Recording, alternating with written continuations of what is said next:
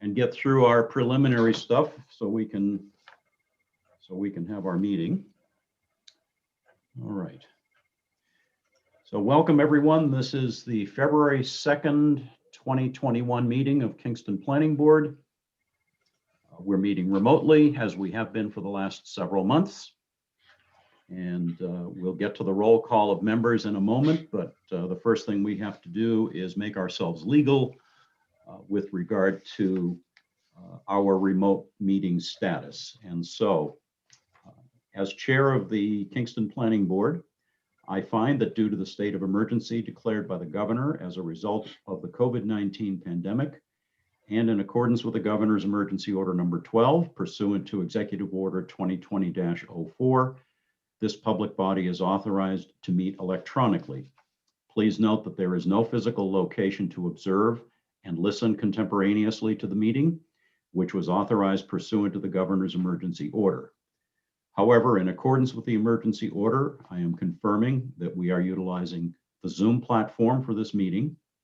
All members of the board have the ability to communicate contemporaneously during this meeting through this platform, and the public has access to contemporaneously listen and participate in this meeting by dialing the following phone number, and that would be, oh my gosh. Okay, it's not, the phone number is not on the sheet. Oh my gosh. Hang on a second. No, it's not. Ellen, do you happen to have the dial-in phone number? You're muted, Ellen.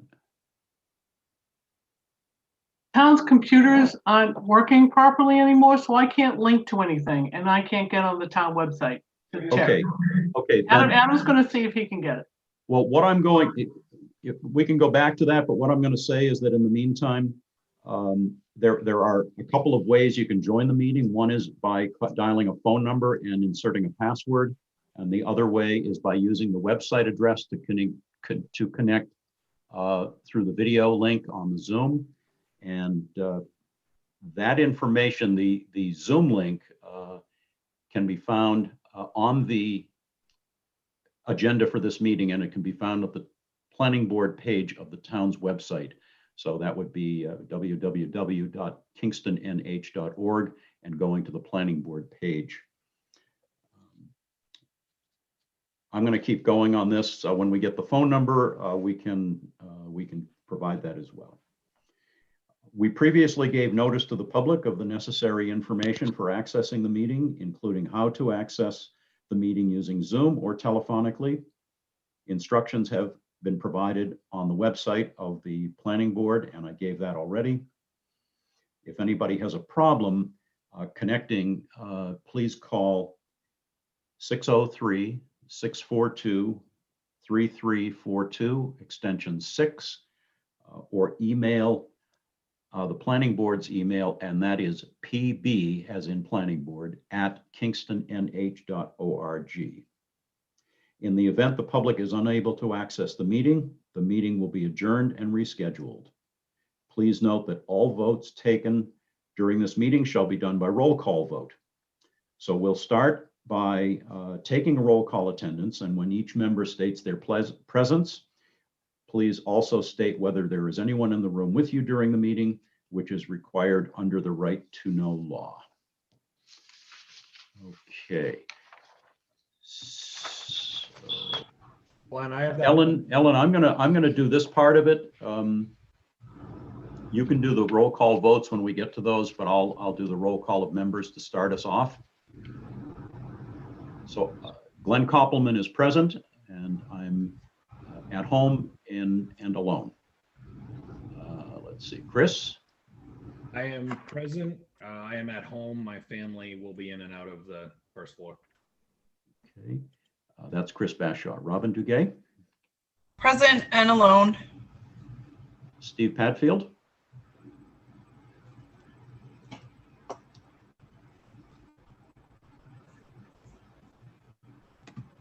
Steve, you need to unmute yourself. Yes. Oh, You're too quick on the trigger. You hit it twice. Present, and my wife is in the room. Okay, thank you. Let's see. Peter Coffin? Present. Ellie's in the other room, but maybe going through. Okay. Lynn Merrill? Present, alone. Peter Baiki? Present, alone. Okay. So let's see. We've got, I do have that phone number. oops, Richard Wilson. Present, alone. Okay. So we've got 1, 2, 3, 4, 5, 6, 7. Okay, all of our regular members are here. We also have our 2 alternate members on, but since we have all the regular members here, the alternates will not be voting. Ellen Faulkner is one of our alternates, and Steve Padfield is the other. They are welcome to participate in the discussion, but they will not be voting. Ellen is also our administrative assistant and will be calling the roll for votes, and will be taking minutes as well. We have town planner Glenn Greenwood with us. We have town engineer Dennis Quintal, and looks like we have folks from the public starting to click in and join us as well. Glenn, I have that call-in number if you'd like it. Oh, perfect.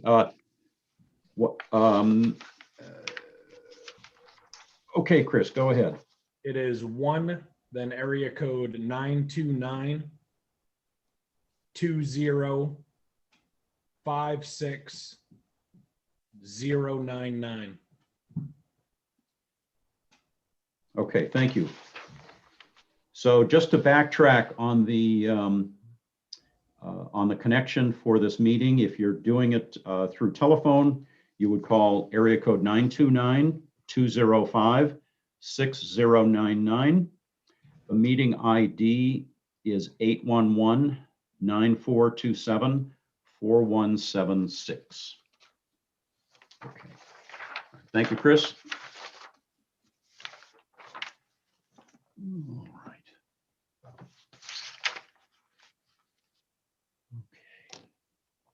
All right. We have 5 minutes before we need to start, before our first public hearing is scheduled. Let's see, we don't have any miscellaneous business that I'm aware of. We don't have any minutes to approve. I don't have any critical correspondence, but who just spoke? That was Peter Coffin. I just want to mention that Dana had sent in a letter about the All American Assisted Living nitrate levels and recommending that we do a early February resampling. And I would just like to propose that that we approve that. Well, except that I believe that's the responsibility of select board, is it not? Okay, sorry. Ellen sent out the letter and it was recommended there. So Dana's on. I'll let her answer that. Yeah. Dana, hello. Hi, how are you? Yes, thanks for bringing that up. I have been in communication. I was actually contacted by Spencer Grant from All American Assisted Living, and they're certainly willing to do the resample. I think they're just going to do a few of the wells, not the entire well network, just the ones that are right around that septic field. So I haven't gotten the final date, but my understanding is they voluntarily agree to move forward. So they may not require action from the planning or from the select board, but I did want to let you know about that. Okay, thank you. Dana, have you spoken with the select board? No, I've sent off the letter and I haven't contacted or been contacted by anyone. Okay. All right. I will follow up on that, Glenn. All right, Richard, thank you. Thanks. We actually have 3 select board members on the one who's a member of our board because he represents the select board here to us. We also have 2 others with us as well. Okay, great. As members of the public. All right. Let's see. Glenn, do you have any miscellaneous things that you need to discuss with us? No, I was you're waiting till 6:45 and then you're gonna do the request for continuance? Correct. Perfect. Okay. Ellen, did you have anything for us? I do not think so. Okay. Glenn, were you able to get back to the folks on, was it Bob White Drive regarding the agricultural business?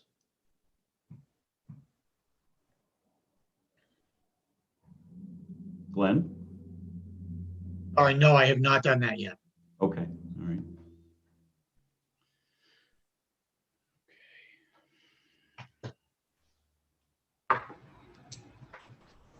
And I usually give Glenn the minutes when they're done with those action items, but they were just finished, so he'll get them on his desk tomorrow, which will remind him to do that. Okay, thank you. Just as a reminder to the board, we received a number of things between the last meeting and now. Ellen has forwarded to us anything that has come in the way of written comments or correspondence. We'll be highlighting those when we get to the public comment section. We also have an updated memo from Dana, which at the appropriate time, I'm going to ask that she go through it with us. We have an updated memo from our peer reviewing traffic engineer, TF Moran, which again, this is all stuff that you should have received already. If you have not, just let us know. And we have some department comments that we will be going through. Okay, and this is all related to the 266 Route 125 project. All right. Okay, I think it's 6:43. I think it's close enough. We will take care of the item for the first hearing, and we do have a request for continuance on this, but for the purposes of the introduction, the application is from Berkshire Dominion Holdings, also known as Saddle Up Saloon, 92 Route 125 in Kingston. It's tax map R8 lots 40 and 40A. The intent of the application is to make amendments to the previously approved site plan in an effort to bring the site into compliance per the Selectmen's Letter of Deficiency dated June 16, 2020, as well as to clarify operation of the business and as desired by the owner. Okay, so we have dated January 22nd from Charlie Zilch of SEC and Associates, the following letter. It's addressed to us. It's regarding this application. Dear members of the board, please accept this letter as a formal request to continue review of above referenced application to the March 3rd Planning Board hearing date. In addition, we request continuance of the 65-day review period 30 days beyond that date as well. Thank you for your consideration. Sincerely, Charlie Zilch, Project Manager. So I would entertain a motion to continue Berkshire Dominion Holdings application to March 3rd at, I'm assuming 6:45. Ellen or Glenn? No? Yeah. Yes? Yes, okay. Perhaps we should just discuss this for a second. Okay, In consideration of what we're doing with tonight's 266, the intent would be to keep these two projects separate because we found that they both require a lot of time and discussion by the board. So my inclination would be to perhaps set them out to second meeting in March, giving us a little bit of flexibility with 266. I had spoken with Charlie about that expectation the end of last week, and he was he was fine wherever we put it in March. Didn't make any difference to him. Well, under the circumstances, then maybe we should do it on the third Tuesday, which is our second meeting, as you said, which is March. 16th. Oh, hang on, I've got the wrong date. March 16. Would be 16, March yeah. 16th, yes. So moved. Also, so Glenn Greenwood, did we get revised plans? And do we want, if we were going to do this, to give a new date for receiving plans no later than? Yes, that would be fine. Okay, so Ellen, what would you recommend for that? Oh, for when they're due? I'm sorry. I have a lot of emails coming in, so I'm just trying to check. Right. Yes, typically- sorry, so Typically, if we went to the 16th, we would say that they would have to be in by 12 o'clock on Thursday, the 4th.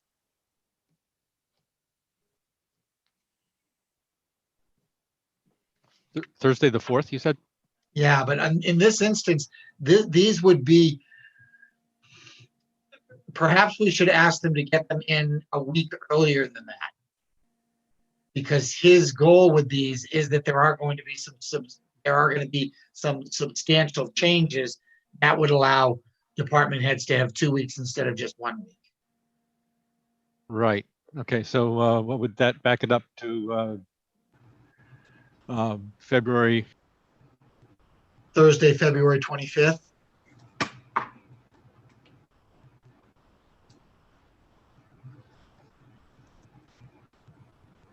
Okay, and the one other question I had is, since this is an request for an amended site plan, since there's so many changes from the existing, in the past, we've required that anybody submitting amendments, amended site plan be in compliance with their initial site plan. Is that still the case, or are we bypassing I that? don't think so, since part of this is the fact that there's been a legal proceeding brought by the Board of Selectmen requiring that they do these actions in order to comply. So I would say that this actual plan is an attempt to make sure that what they're doing out there complies with a site plan.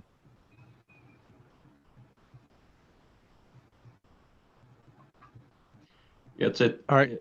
It's a little different situation, Peter, than what we normally would see in a. Right, yeah, because they're trying to come into compliance, but Right. in doing so, they're basically they're asking to amend the site plan. So anyway, so that's fine. I'm going to move that we continue the settle up hearing until March the 16th at 6:45, with plans due to the planning board office no later than Thursday, February 25th. Second,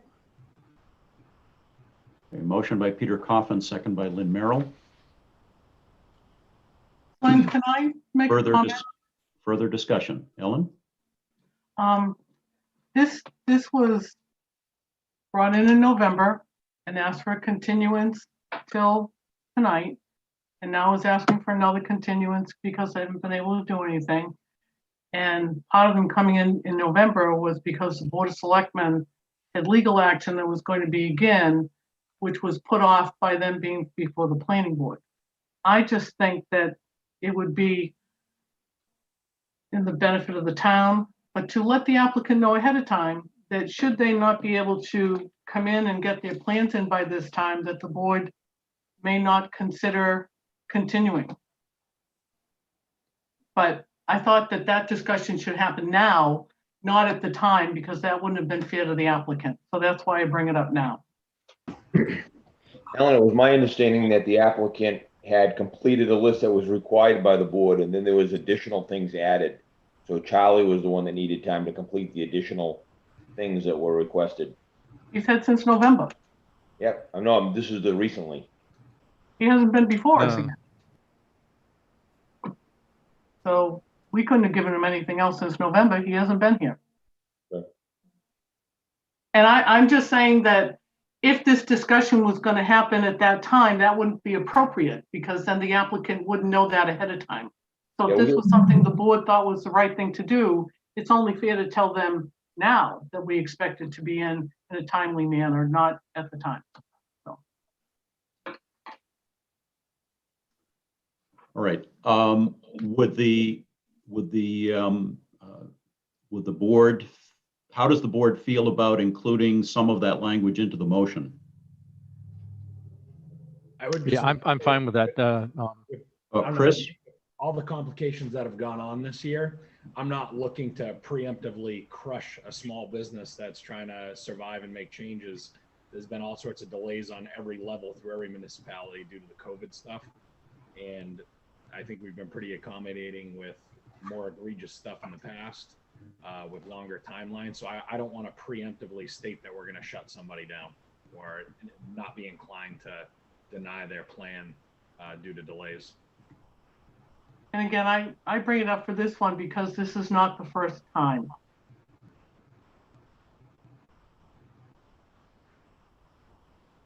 Any other thoughts from board members?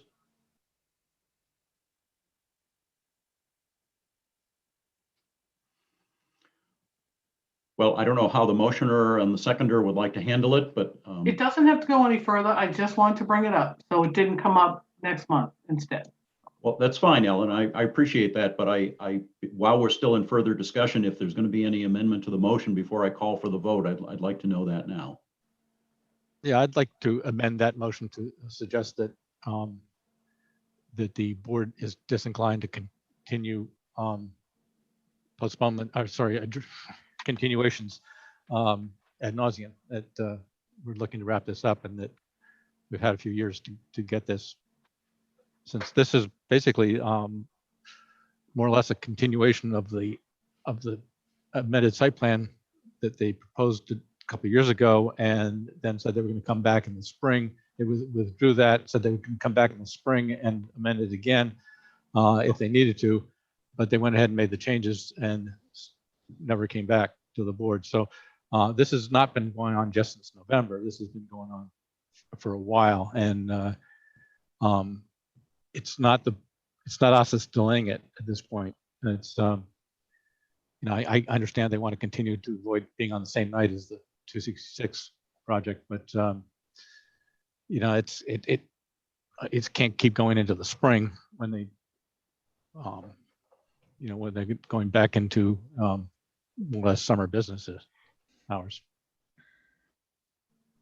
Okay, Peter, if you're amending your motion, I need it to be a little more concise than that. Okay, yeah. So I'm going to say, well, we're still in the discussion phase. I'm going to see Chris Bashaw's hand up, so all right.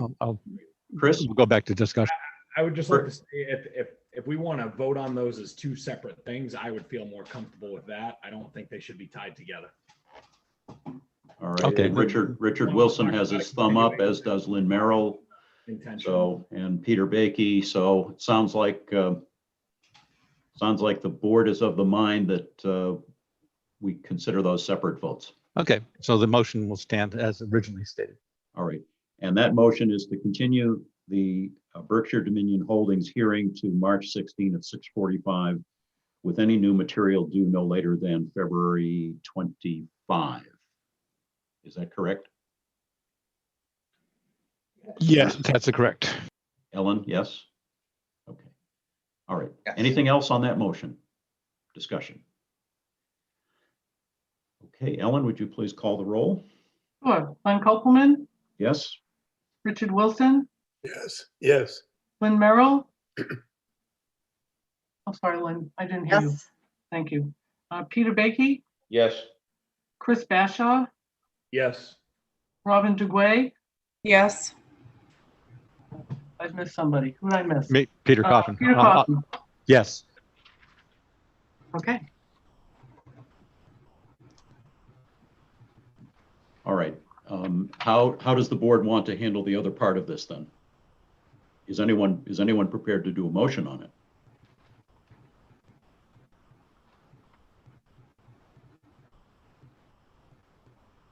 Can we do it less formally and just have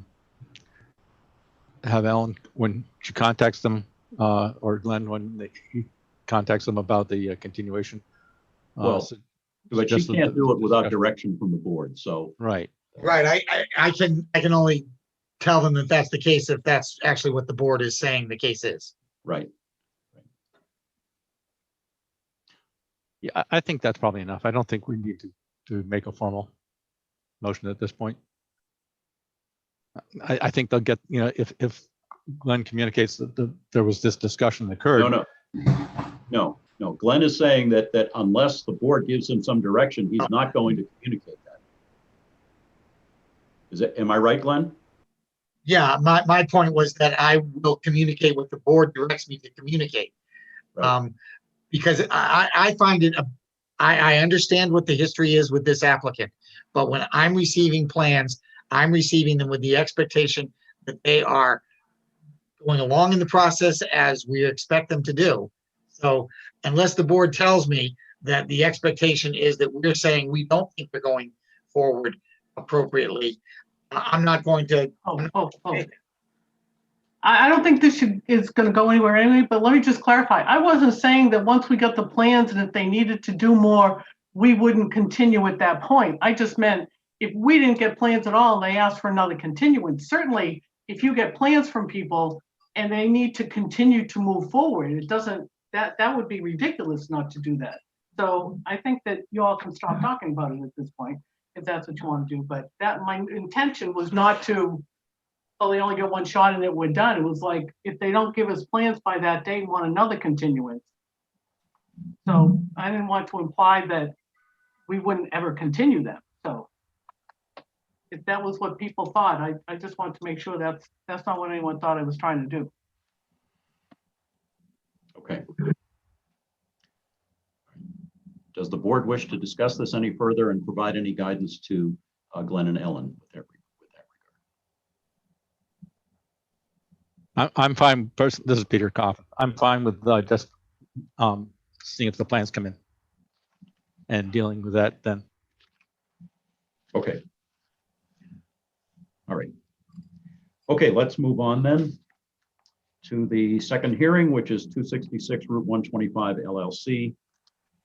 It's located at 266 Route 125 in Kingston. It's tax map R41 lot 17-1. Legal notice reads that the planning board will be reviewing, and this, by the way, is a continuance. The planning board will be reviewing the following multiple proposals for the application. It includes a subdivision of a parcel into 4 lots. It's a site plan review for a new warehouse distribution facility and redevelopment of the existing structures in the site, and the conditional use permits as requested by the applicant and as required by zoning. There are 3 conditional use permits, one of which the board has acted on, and that was for the Wetlands Conservation District. The board still has the conditional use permit for the Shoreline Protection District and the Aquifer Protection District to work on. And it's my expectation that we would be working on those tonight. Okay. All right. For folks who are here, members of the public, just notice to you that we will open a public comment period in just a little bit, and you'll have an opportunity to participate that way if you wish. And we'll do the instruction on how to do that when we get to that point. Let's see.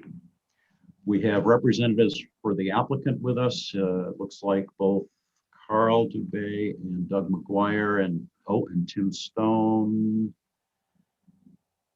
are here on the applicant's side. That's who I'm seeing anyway, unless I'm not seeing all the boxes on the screen. Okay. We normally would give the applicant an opportunity to update us on any new plans. To the best of my knowledge, no new plans have been submitted in the last 2 weeks. Is that correct, Glenn and Carl? Carl's shaking his head yes, so I'm guessing. Essentially, we've submitted a lot of data and information, but not full plan sets, but a lot of backup data that was requested. Right. Okay. All right. Let's see. We do have a memo from Glenn. Dennis, we don't have one from you, I don't believe, because there was no new material for you to review. Is that correct? That's correct. Yeah, I didn't receive anything else to review, so I'm just assuming we'll go by my last comment sheet that was sent in January. Okay. Was there anything that you wanted to highlight, Dennis, at this point for us? Only those comments. There was just some drafting issues that needed to be addressed, and those were just very easy to fix. So I'm sure Kyle probably already has that done. So other than that, I don't have any other comments at this time. Okay. All right. Thank you. Glenn, I know you had a note out to us this afternoon. Is there anything on there that you'd like to highlight for us at this time?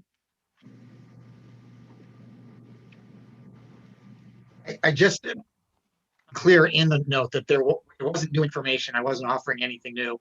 I just wanted to have in an easier place for folks to look at the conditional use permit language for the Shoreline Protection District, which is one of the things I anticipated we would be spending a lot of time with tonight. And to point out that everyone received Dana's most recent memo, and in that memo, she's very detailed in her approach with respect to the conditional use permit in the Aquifer Protection District. So I just wanted to get out so that people would be able to refer to those as the discussion was going on. Thank you. Okay. And really, that was.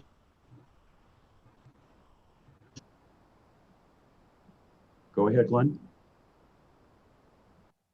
That was it. That was it. You broke up right at the end. I wasn't sure if you were finished or. If I was finished. Okay.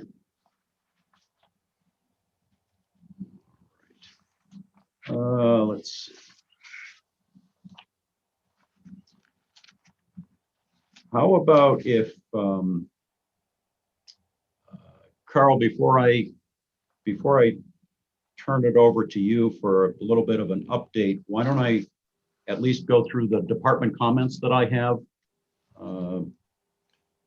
just so that we all have the benefit of hearing those. And then I'm not going to go through Dana's memo. I'm going to ask her to talk with us about that in just a little bit. But let's see, we have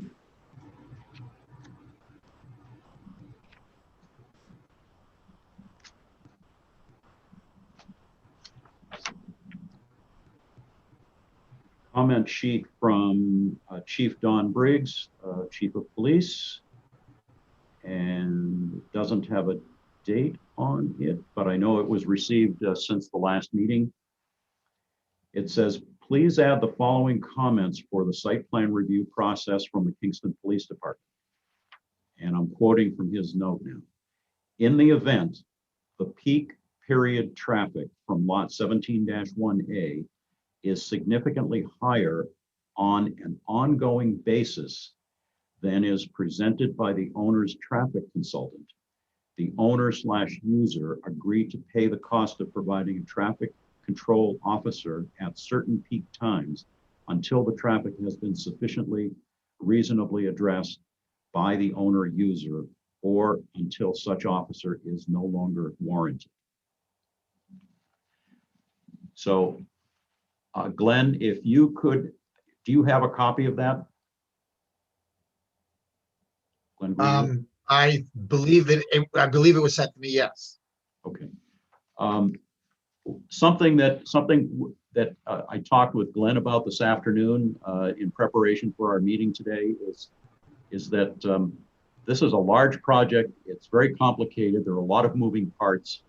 And when it comes time for the board to actually make a decision on it, there undoubtedly will be conditions, and I want to make sure we have a good list of those conditions. And so I would expect that this would be one of them. So I read that into the record and would like to flag it as one of one of the conditions that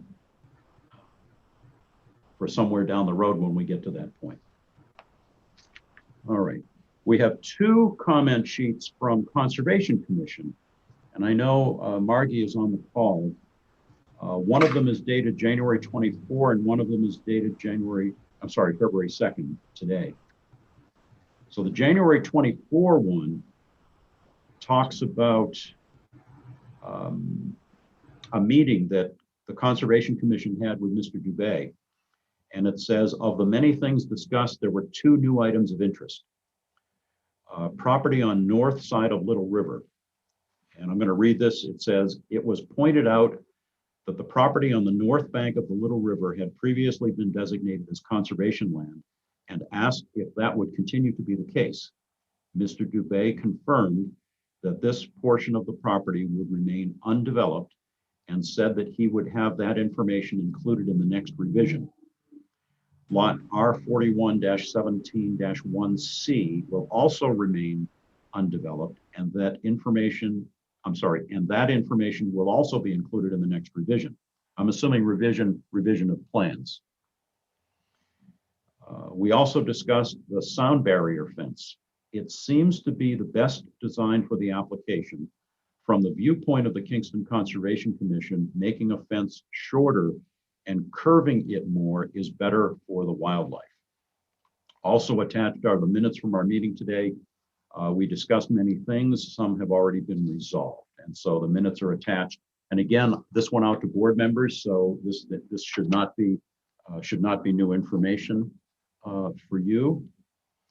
The note that we received from Conservation today reads, when asked if there was a planned future use for Lot D, which borders Route 125, Mr. Dubé said that snow storage will be relocated from the shoreline buffer zone to this lot. Concerning the north side of the Little River, Mr. Dubé agreed that something might be done by way of development in that area in the future and agreed to adding a restriction for any future development there as a stipulation in the next revision. When asked if the proposed utility easement on sheet 37 was for above ground or underground utilities, Mr. Dubé said that easement was no longer needed and would be removed from the plans. When asked about the planting on the south side of the property, Mr. Dubé said that they would be open to input on the plantings. Input from Conservation Commission, I assume, since that's who you were speaking with at the time. That seems like that. Okay. All right. So, Mr. Dubé, I'm assuming that you have seen those comments? Yes, sir. Okay. All right. Margie, did you have anything further that you'd like to add on those? And if you do, you need to unmute yourself.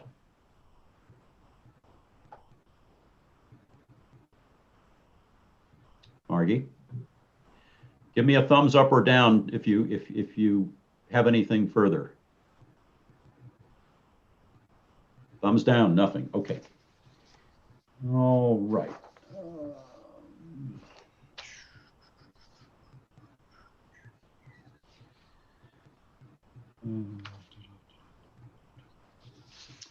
I'd like to just, for the record, I mentioned it earlier, right at the beginning, that we did receive on January 19th, a second traffic review memo from our peer review engineer, which is TF Moran. And they were doing a second review on the revised work that Mr. Pernon did for the applicant. And again, you have copies of this. I'm not going to read it. It's fairly lengthy, but just a couple of quick things. We recommend that the above requirement to submit a new traffic study for any potential change of use of the distribution center be a condition of approval. So again, thinking ahead to any conditions. So, when we get to that point, that should be captured. Also, it says, talking about creating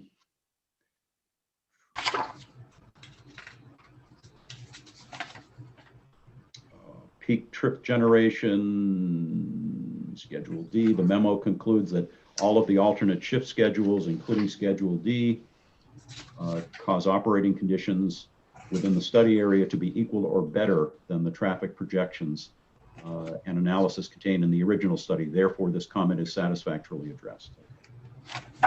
And one other recommendation regarding, and this would be another condition of approval somewhere down the line, we recommend that the above requirement to submit a proposed TDM, Transportation Demand Management Scheme, that conforms to the assumptions presented in the PERNOS study for the distribution center be a condition of approval. And they conclude by saying that all other comments and questions have been addressed to our satisfaction, and we agree with the analyses and conclusions of the PERNOS study and supplemental analyses described above. So that was the sort of the nut of the second peer review work that TFM did on the traffic study. Okay. All right. Dana, you're here still, yes? Yes, you are. Yes.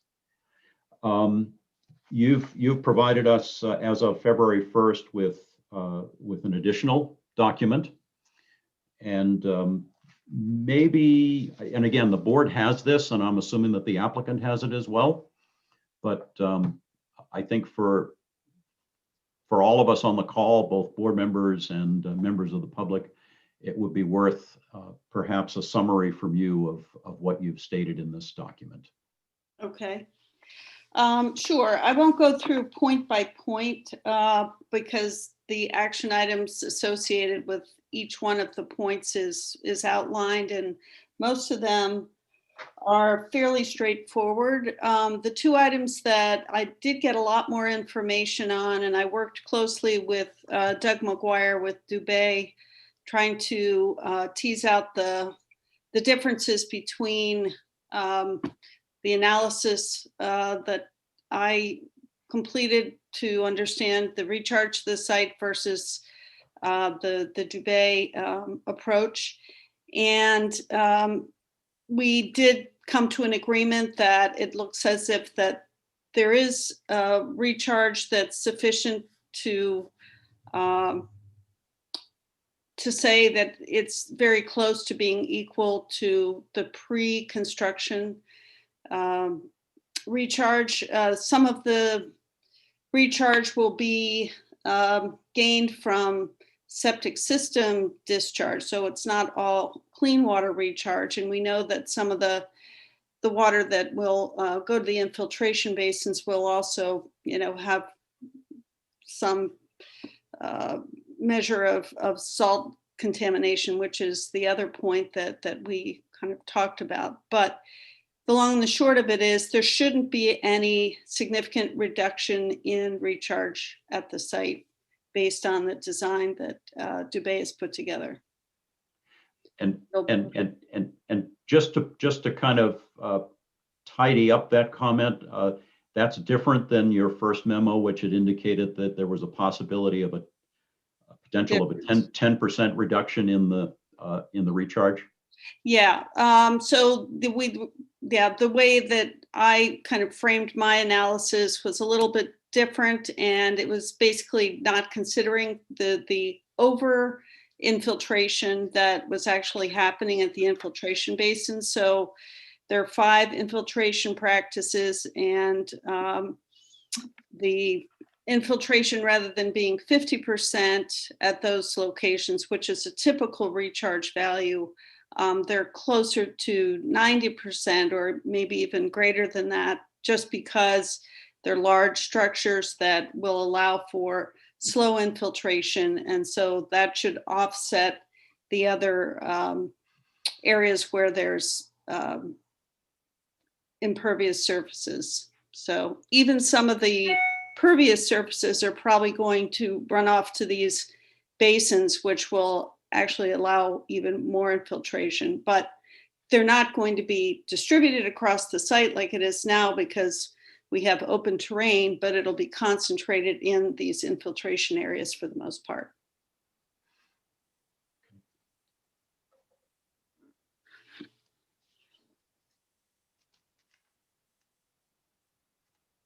So the other topic that we talked about was the road salt issue and de-icing. And in general, that's, that's probably going to be the one water quality impact that's most difficult to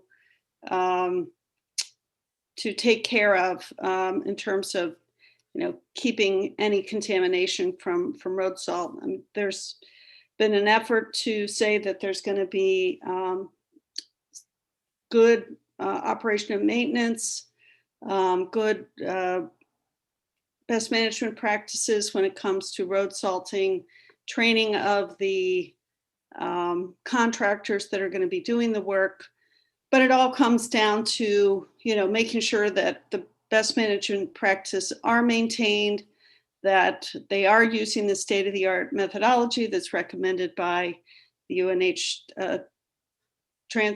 Technology Transfer Department and DES. So, there's a lot of assumptions, and there's going to have to be a lot of oversight and just making sure that those measures are followed. And even with that, there's going to be some chloride impact. I think that Tim Stone would agree with me that there is going to be some impact from that, but I think that they have worked to minimize that impact. The impact from septic system discharge, I also had a conversation with Tim Stone, and we have looked at the different systems and agreed on some discharge standards, which will put them well under the 10 milligram per liter concentration at the compliance boundary. So I think that factor is well taken care of. So those are the two big impacts, in addition to the other non-point source runoff that you would typically have at any site where you've got stormwater controls. So those are the big take homes and the changes from the previous evaluation. So, Okay. Going through those conditional use criteria, I think 4 of the 5 have been well satisfied. The one that remains is just the water quality issue, which I don't think there's, a way to say that there's going to be no water quality change with this approved site use. Okay. All right. Thanks, Dana. I'm going to suggest that when we get to the point of discussing the conditional use permit for the Aquifer Protection District, that Dana has taken the time to specifically comment on each one of those. And so as we discuss each one, I would ask that the board refer to her comments in addition to any other material or thoughts that you might have. But Great. There's a fair amount of information in response to each of the conditions that we need to be discussing when we get to that point. So, okay. All right. Let's see. Carl, I sort of went off script a little bit. Normally, we give the applicant an opportunity to address the board with any initial comments, and maybe because I knew that we had lots of things to discuss, I just and we didn't have new plan sets particularly, but before I start getting into public comment and some discussion with the board on these conditional use permits, if you have any thoughts for us now, that might be a good time. Yes, Mr. Chair, just a couple takeaways. There were a couple things that, first of all, I'd like to thank the Conservation Commission. They were very nice in having a meeting over a weekend morning and went through everything. And I just have 2 little plates to share with you on the conditional use permit for the shoreland. We shared this plate here, these bullet points, with the Conservation Commission, and went through all the design improvement changes that we had made.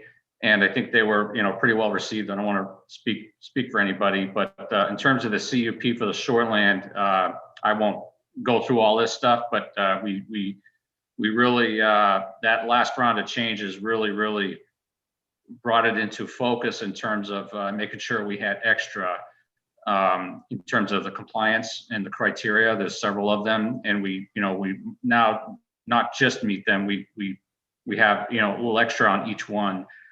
So, I can get into that later if you want on the criteria, but I think, we really spent a lot of time with the reviewers and everything on that.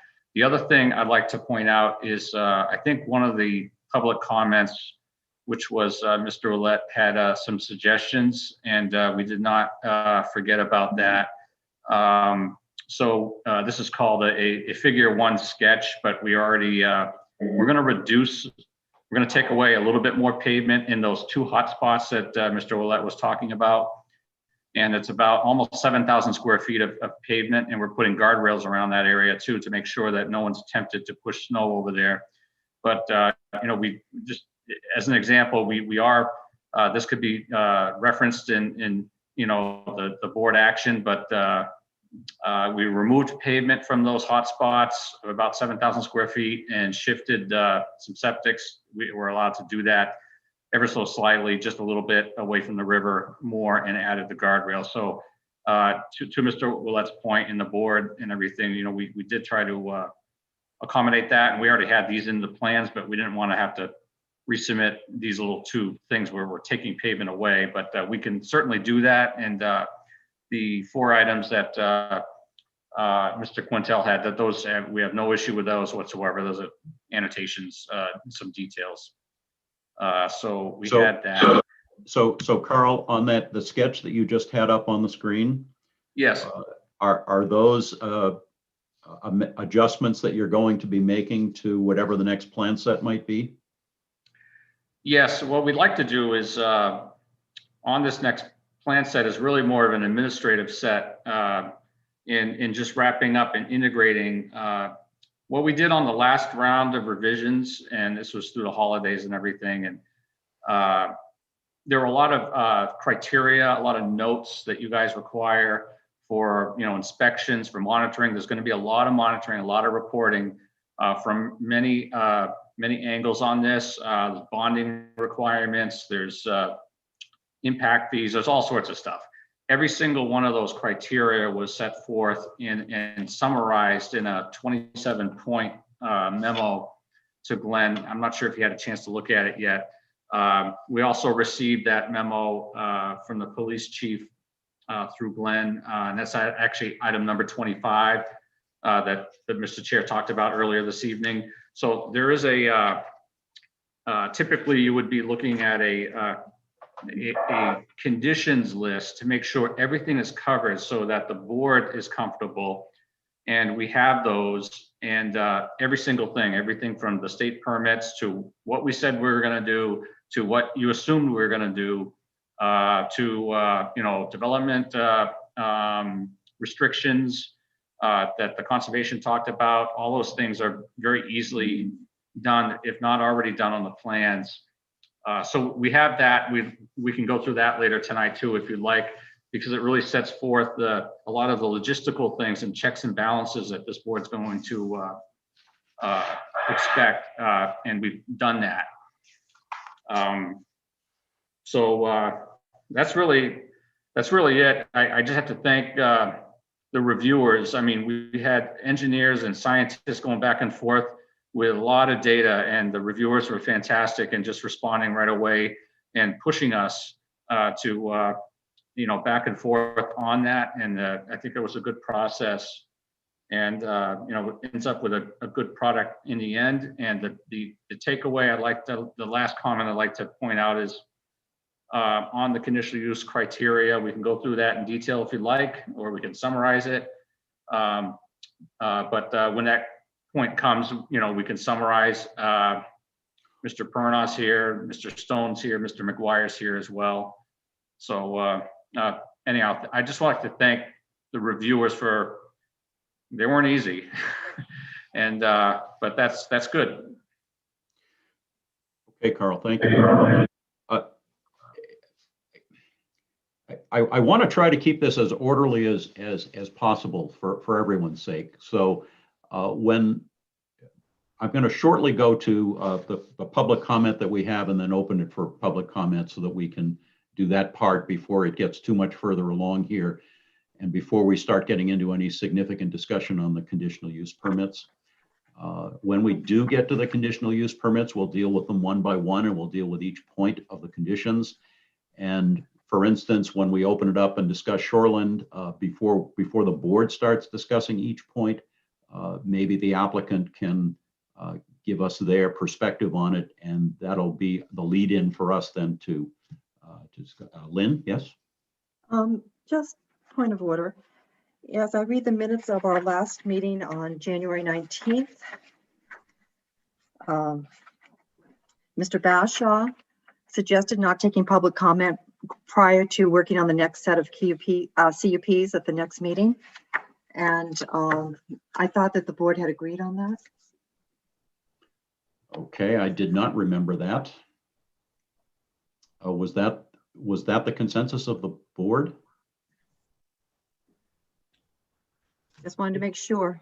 I do believe we voted on it. I do believe that's what we agreed on at the last meeting, Glenn. And the reason for it wasn't to stifle any public comment because there's been a lot of public opportunity. We've obviously been receiving public comment via email and directly to the board. But I know I would like to commit to us getting at least voting on these two conditional use permits this evening. Whether or not they pass or don't pass is going to be ultimately the decision of the board. But I think these CUPs are really the driving force of where this application is going, and is really going to determine, a lot of things for the public, for the board, for the applicant, for the town. So I just want to make sure we committed to having enough time to address these CUPs. Well, it's certainly my expectation to be working on those, Chris. I frankly had not remembered that that was the position we took at the last meeting. If in fact that was. May I just say something? Yes. I'm sorry to interrupt. I believe that those comments about not accepting public comment on the CUP was, we had briefly entertained the thought of allowing public comment while the board was discussing. Glenn, you're breaking up. Sorry. My recollection of the discussion was that the board said that they would not entertain public comment during the board's discussion of the CUPs. Okay. Because we had a brief time where we talked about doing that, allowing the public to speak to the different criteria of the CUP. And we said we never did that in the past, and we weren't going to do it for these. That's different than, I think, you saying you wanted to go to public comment now, in which case people could express ideas about the CUPs. It wouldn't be discussion happening while the board was commenting and actually acting on the CUPs. But that is what I was planning to do, but we need to make sure that that's okay with the board, and that in fact, if we made a decision contrary to that, then I need to know.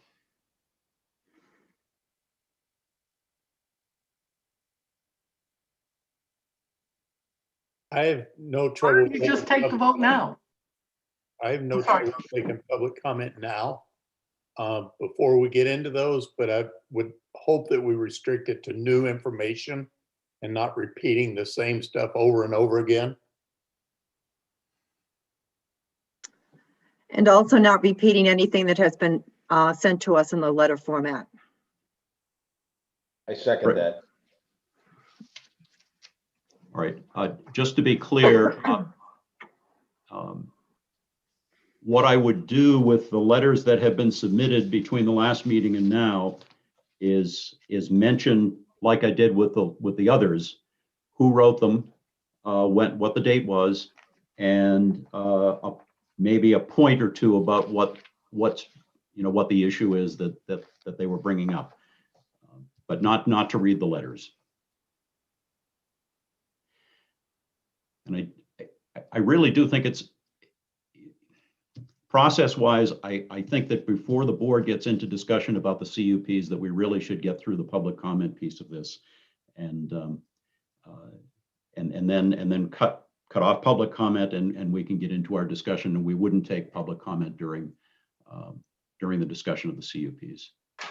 So Glenn, just with that, I absolutely have no problem taking public comment, but I'd like the board to commit to us getting through these 2 COPs tonight, regardless of how late it takes, if we're going to open up the public comment, because I don't know how long it's going to go. I think we should make a commitment to address these 2 CUPs, no matter how long it takes us.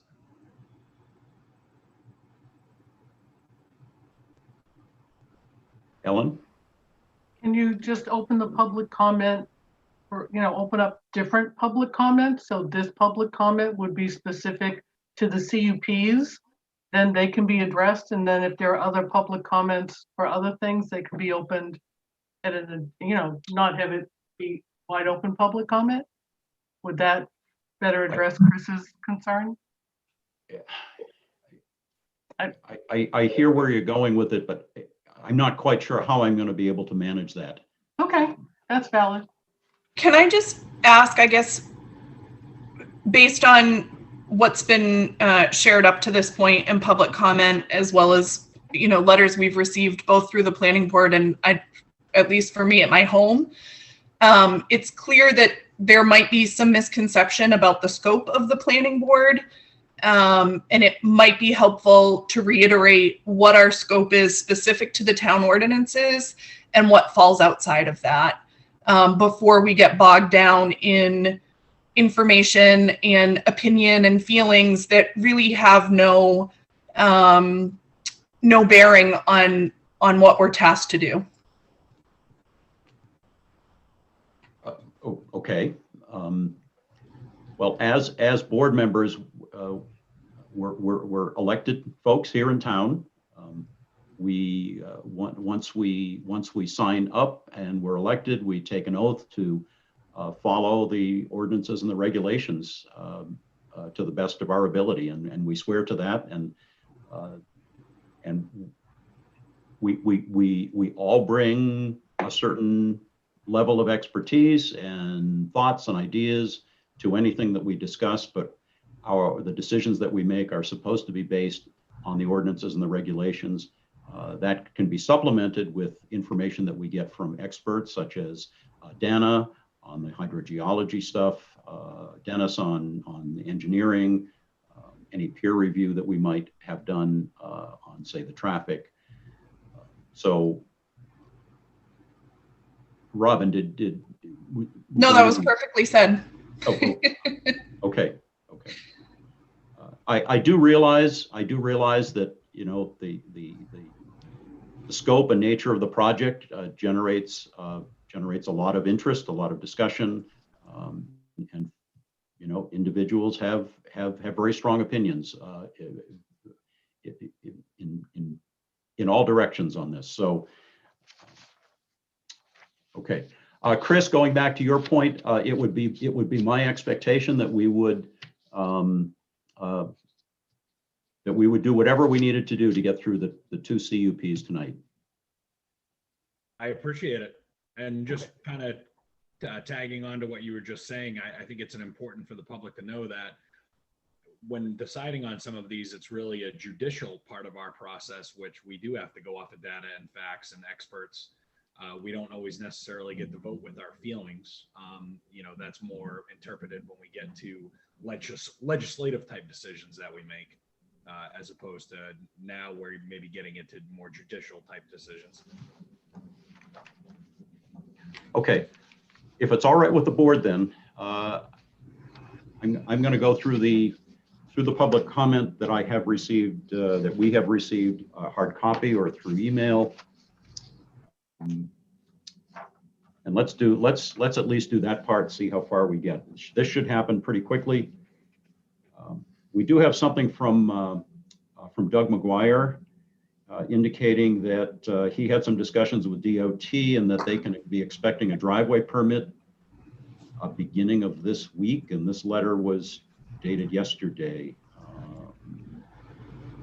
I don't know where that stands, but just for the board's information and for the public's information, that's where they are with the. I think, Mr. Chair, I think that's the, another project. Really? Really? Well, Doug's here, actually. I think that's Fieldstone. Yes, that's correct. That is Fieldstone, and I'm happy to report we actually received that DOT permit. So not pertaining to this project, but at least it's in. So. Oh my God. Okay. Thank you.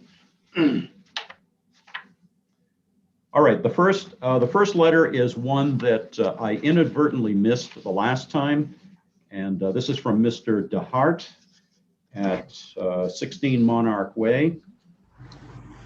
He was very upset that his letter wasn't read, and actually thought that there was the possibility that we might have been cherry picking and picking and choosing things to read and not read. Well, I can assure you, Mr. DeHart and Mrs. DeHart, that that is not the case. I mean, there's been a lot of material coming and going as part of this process, and I will apologize on behalf of myself for having missed that the first time around. But we do have that letter from you. Let's see. The most recent one, I believe it was resent to us on January 20. Again, as many of these letters are, it's very, very long. It goes into a lot of history, talking about how many years folks have been here, multiple generations, concern for environmentally sensitive flora and fauna, issue with number of trucks and traffic. Again, it's a common theme. Questions about what's actually going to be stored in the trucks that will be on site. Discussions and concern about sound and air pollution. Again, reiteration about number of trucks. Question about what's the impact on Route 107. I suspect that some of that at least has been mitigated by that entrance being eliminated on that side. So that was sort of the, and I believe the DeHarts are on the call. So when I open it up for public comment, if they have more to say, they certainly can do so on their own behalf. More comment from Paul La Liberté, 23 Castle Court, and this is regarding the sound barrier.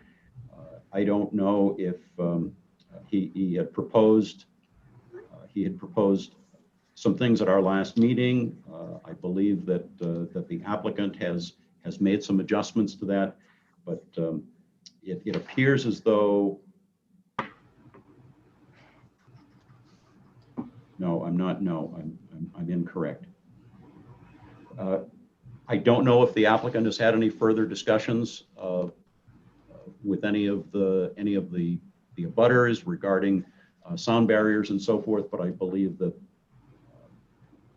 the Dubé Group has made a proposal for a modified sound barrier of sorts. And Carl, maybe at some point you can discuss that for us a little bit. I don't want to do it right now, but if you could make a note to get back to that and let us know where you sort of ended up with that and what discussions you might have had with Mr. La Liberté or any of the other folks who had concern about it. The next letter is from Richard and Yvonne Tracy of 17 Monarch Way. Again, this one is related to the sound barriers and the fencing. And in this one, they're actually suggesting the 6-foot fence in the outer area, closer to 107, but a higher fence around the parking area for where the trucks are going to be. And without getting into detail, if they wish to speak to that when I open it up for public comment, they can do so. That was received January 23rd. We have a very long letter from David Bueller and Lark Hammond. And again, hopefully all the board members have received this. This one was actually sent to 2 board members, and it was forwarded on to the planning board office. So hopefully it went out to everybody. But it's 4 pages, single spaced, and suffice it to say that there are concerns, many of the same concerns expressed by others regarding the project, and essentially opposing the project for many of the same reasons that have been expressed already.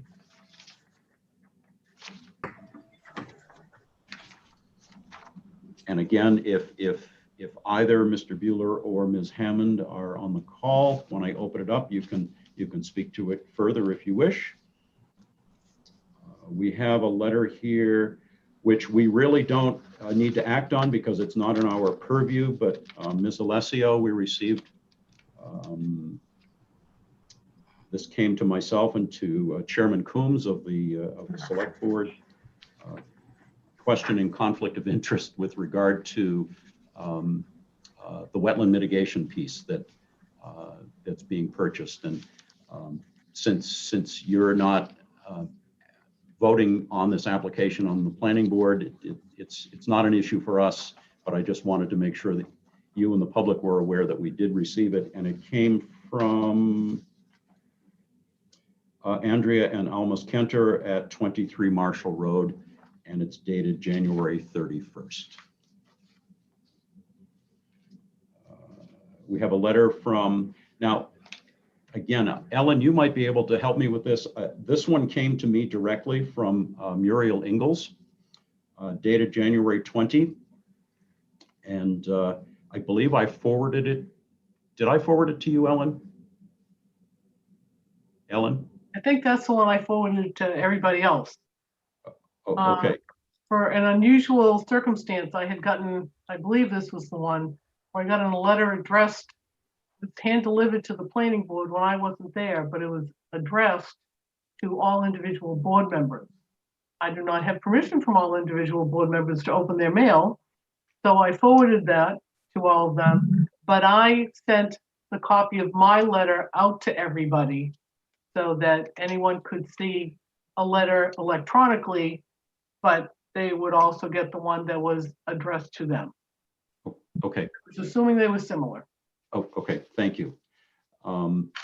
This one is actually addressed to me, and perhaps they were customized for individual board members. I don't know, but I see Muriel is on the call, so when we open it up, if she wishes to speak to it, she can.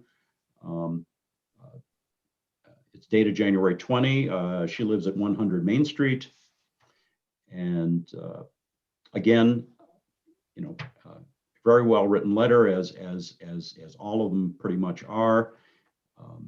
Discussing the size of the project, indicating that it really is very large for the area, issues about traffic, issues about you know, conservation and preservation of land and wildlife, and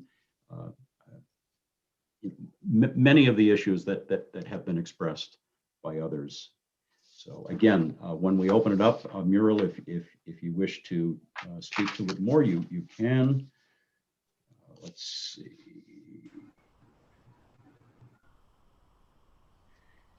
It looks like this one originally went to Lynn Merrill, and then Lynn must have passed it on to Ellen, and hopefully out to the board members. This one is from Hansi and Marie Kruger at 52 Main Street. It has a date of January 29.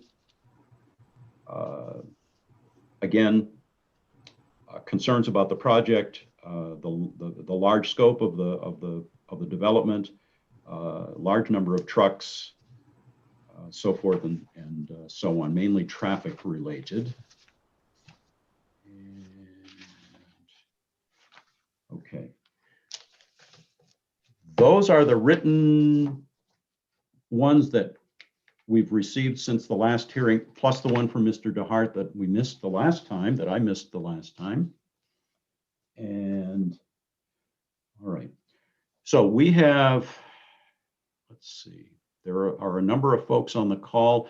Before the board starts getting into discussion on conditional use permits, this, I think, is the time that We'll open it for public comment, and the way it's going to work is the way we've done it for the last couple of meetings, and that is that Glenn Greenwood will open the chat function, which right now should be disabled, but he will open it up, and if you wish to make a comment or ask a question, just put your name and your address into the chat box, and I will take them sequentially in order and invite you to unmute yourself when I call upon you. And we'll sort of run it like we would run a regular meeting if we were in person.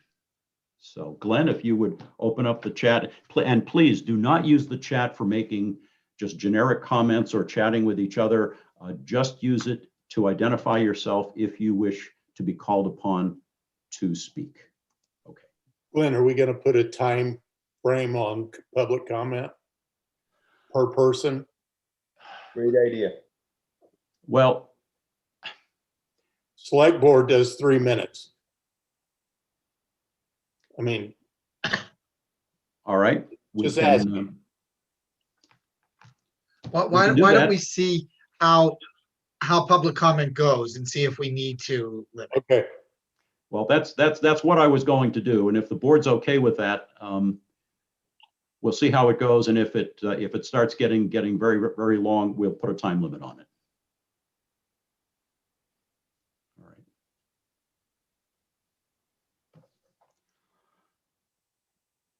Glenn, have you opened the chat up? I thought that I had, but I'm not seeing anybody writing anything in it. I'm not either. Oh, there's one. Oh, Robin. That was me. I was just making sure it was working. Apparently it is Robin.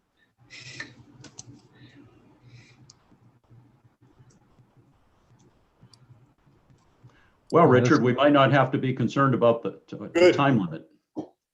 And Richard did it. Who's testing? Who's Tessie? Just can't spell. Oh, I gotcha. I'm in the dark. All right. Okay. Okay. Real person. All right. Mike Norton at 49 Little River Road. Mike, unmute yourself, please, and go ahead and ask your question or make your comment.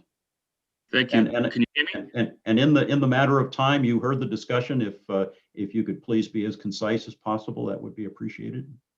Can you hear me? Yes, sir. So I just have one question for Carl. So my question is, Carl, will there be any direct delivery to individual businesses throughout New England from this distribution center? And that's it. All right. Thank you, Mr. Norton. Carl, can you give a yes or no answer to that? Can you repeat the question one more time? Would there be deliveries to businesses in New England from this site? Well, I think Correct. I think a warehouse distribution center does have deliveries to businesses. A warehouse distribution center doesn't just deliver to other warehouse distribution centers. So I'm not really sure what the question is.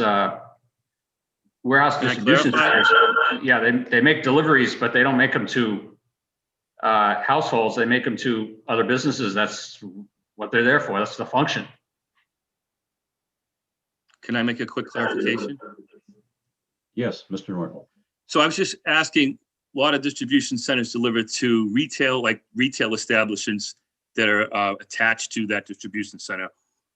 And some can deliver directly to separate businesses as if they're ordering stuff online direct from your client. And rather than buying it at a retail store, your client's delivering it directly to the individual businesses that order those over the internet. So that's my specific question.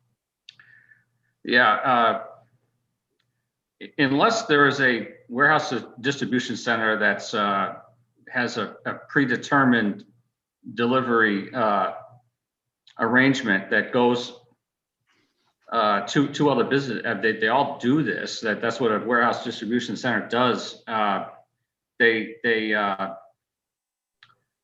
still trying to determine in my head the question. This is a very precise question about exactly where something goes from this building to another business. They're all going to other businesses, and those businesses could be a retailer. They could be another warehouse. They could be, but it, you know, this, I'm still confused about the question. I'm not really sure why. So like privately owned businesses, like if I was ordering, if I had a moving company and I ordered something from your client, would you deliver it to me, or would I have to go to one of their retail stores or a distribution center where they delivered it? I guess it depends on the arrangement that this warehouse has with your warehouse. No, I'm a business. I'm not a warehouse. I'm like a business ordering supplies, for example. Yeah, I mean, this is not a retail ordering point of sale type of thing, delivery. In other words, if I want to order a package of pens, someone's not going to take this little box of pens and bring it to my office. That's more of a direct. That's more. I mean, that would be more akin to a fulfillment center, which this is not. Yes, yeah, that's correct. So, but if someone's ordering a pallet of something or a product or something like that, and there's a normal supply chain on that, and of course that would work. But the intent is not a fulfillment center where someone's ordering coffee cups, and that's going to go to our office. That's a fulfillment center that goes to other businesses and households, but this is not what this is. Okay. We've already stated that before, but I understand the question now. Thank you. Yeah. All right. Thank you, Mr. Norton. Richard Tracy, 17 Monarch Way, if you could unmute yourself and ask your question, please.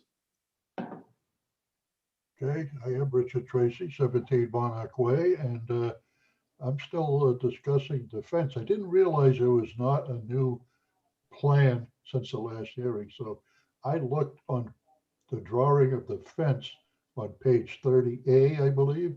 So I'd like to ask Carl, because he and I had a discussion, and would he be willing to put acoustic panels added to the 6-foot California stockade fence that he proposed in that last plan? And he said, I will do it. Now, my question is, on that detailed drawing on page 38, will that note or something appear there, Kyle, to show that what type of material it is? I don't think, Mr. Tracy, I don't want to speak for Carl, but I remember this discussion at the last meeting. I believe Carl thought it was a good idea, but we haven't received an updated set of plans since that. So whatever plans we have do not show that. Am I right, Carl? That is correct, but we did, I think what Mr. Tracy's pointing out is there's a panel that you can actually install on the inside facing the warehouse that is more absorption related, and there's specialty panels that you can actually screw onto the backside of any fence. And that just gives us another layer. I would like to say that I would like to think we would do that. I know there was some discussion with our client about what the actual detail of that would be, but I think it's not really. Mr. Tracy is correct. It's. I think it would be something that we should do, and the specification of that panel. There's different types of panels to put that together. I know that our client was suggesting that if there was a noise issue, if we were in violation of the noise ordinance, then we would be required to mitigate. One of the mitigation tools to use would be to add a panel, absorption panel to the inside of our fence, and we could do that. We just need to be able to determine or be told how far to go with that. I would suggest that if we're not in compliance with the noise ordinance, then we shall mitigate no matter what it is. It could be a panel, and if we, for some reason we still don't meet, the noise ordinance criteria, then we'd have to mitigate even further. So I think that the absorption panel is a good idea. But if we're in compliance with the noise ordinance, why would we have to do that? So, all right. So I guess, we're open to the idea, and I think it's a very simple detail that we can work with staff or the reviewing engineer. And there are other ways to mitigate as well, but we just want to meet the ordinance. And if there's a panel is part of that mitigation process, that's fine. If we need to do more, we'll do more. We just need to know where we are with that. So if I'm interpreting you correctly, Carl, the addition of those panels is not something you would do unless you found that you were not being compliant with the ordinance, the noise ordinance. As a point of, we just have to, yes, we just have to, we don't know where this, how far do we go? Okay, I mean, I don't want to sit here and be designing fences and barriers, but Glenn, I'm going to ask you to make this part of your list of things. And, you know, when the time comes for the board to start putting a list together of things, I think the board's going to have to decide what it wants to do here. You know, we could put the panel up, but then, you know, then something else is going to come up. No, I said nothing about anything else coming up. And last okay. meeting, you said, I'll do that. Those were your words. Well, we'll do it. Glenn, would you just make a note of that, Glenn, for the list of things, please? Okay.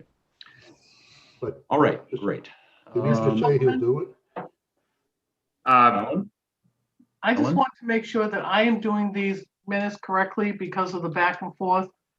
Because I'm about to put down that Mr. Dubé just said that he'd do it. Is that correct? Or yeah, you know what? We'll put the panels up. We'll add that to the detail on the fence. Thank you. Appreciate it. Oh, all right. All set, Mr. Tracy, for now? Yes, thank you. Okay. Martha, and I'm going to mess up the last name, I'm afraid, Jaquith at 16 Rhinefus Lane. Yes, that was good. Thank you. My question was regarding, Carl had said there would be no drone use. And I wondered if you could put that as a condition.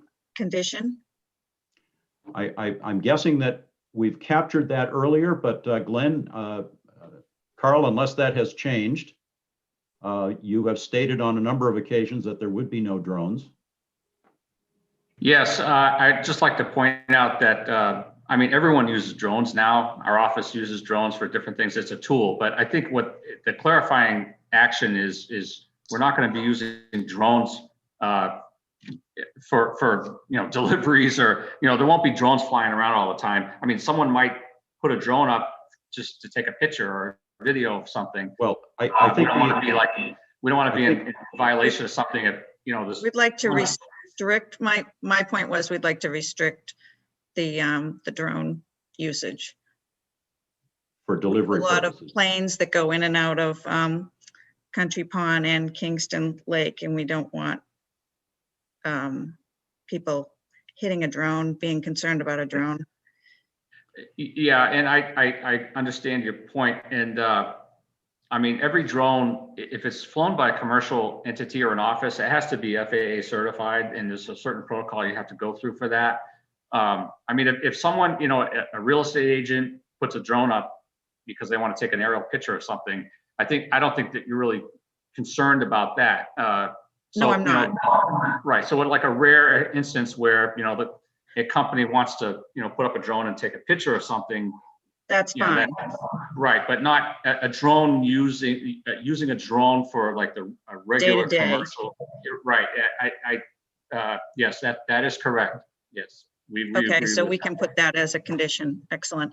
My other quick question, you had mentioned that fourth property, the small little cutout there that's right on top of 125 would not be requiring another driveway because you already have 2 curb cuts onto 125. Can we put that as a condition on that property, that it doesn't get its own curb cut onto 125? Because that would be that is already going to be kind of messy in that area without a light or anything, and there's no center turn lane. And if that does become a fueling station, which was one of the discussions, I just want to make sure that we don't have 1, 2, 3 driveways right in a row with a lot of big trucks and then possible commercial use petrol station. I think that I think that if there was a driveway, I know we talked about it could be, that's another whole site plan application. That would be a DOT thing. I think we had at one point a concept that showed a driveway that could have been, and we talked at TRC level with this, it's just a quick right in or right out. It just actually helps relieve pressure on a intersection. There are left turn lanes going through this whole area that we're putting in. But it's not there now. But we wouldn't be able to open any of this site plan, any of these, we wouldn't be able to open any of these functions without that offsite improvement package being in place. So I'd rather hesitate on guaranteeing any other curb cuts, because you could do a right in or a right out and actually helps traffic, depending on what is in the front. But that would be a third driveway out of that same, you're going from 1 to 3. Yeah, and actually, Mr. Pernaugh, I think Mr. Pernaugh is with us. I'm looking through the. Well, hey, can you elaborate a little bit about this? With this discussion, Mr. Pernaugh? Well, I mean, I would think that if a third driveway is an issue, that would come up with a new site plan that would propose it. I don't know why you'd want to restrict that at this point. I mean, I would think that would be a whole new application, a whole new site plan. And well, you've gone from 1 driveway to 2. One is on a corner and 1 is in a hollow. I already see that as more. But Ms. Jackwith? And well, because Carl had said that he wasn't going to be asking for another exit onto 125. So I just wanted to know if we could make that a condition. Well, I mean, Richard's shaking his head no, but the point is, and they've sort of alluded to it, that the proposal before us includes that parcel as part of the subdivision, not as part of the site plan development. And it would be its own application, and because it's a state road, DOT would have complete say over that. The town might be asked for its thoughts, but basically the Department of Transportation in Concord has control of access on that road. So I believe it would be inappropriate for us to ask for that condition at this point. Mr. Chair? Yes, ma'am. If I could just mention one thing, just because you're asking for a condition to be made, the condition is not made by the applicant. Conditions are made by the planning board members as they prepare the conditional approval of this project.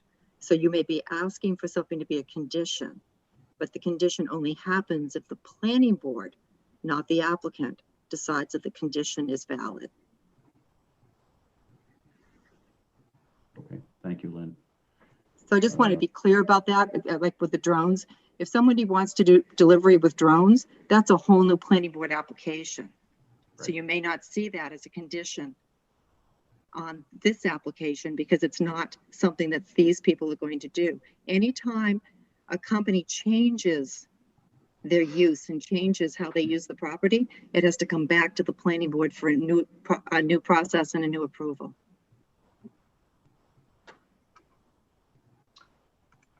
Thank you. All right. Thank you very much for the question and the comment.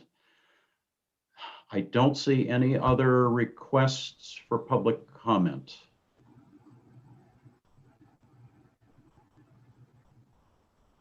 Glenn, do you see anything else?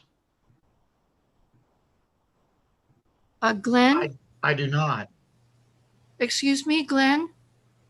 Muriel, is that yes, you? I'm sorry. I tried to type in that I would like to speak, but I don't know. It shows up on my screen, but I don't think you see it. So, No, we Okay. don't see it. All okay, right. I'm Well, sorry. if Muriel, just state your name and your address and go ahead and ask a question or make a comment. Yes, Muriel Ingalls, 100 Main Street. And I don't really have a question. I have a comment. There are so many technical parts of this project, from traffic to light pollution to conservation issues. It's almost overwhelming. But for me, and I think for a lot of other Kingstonians, the really big issue is that this project is totally out of character for the quality of life and the quality of development that has come into Kingston. Many of us are finding this totally overwhelming, and we're really very nervous about how this is going to completely change Kingston and change our lives forever. And I know you can't answer this question. This is not a question. This is a comment. But as planning board members, I'm going to hold you responsible for the future changes in Kingston that will come about because of this project. It is absolutely deplorable.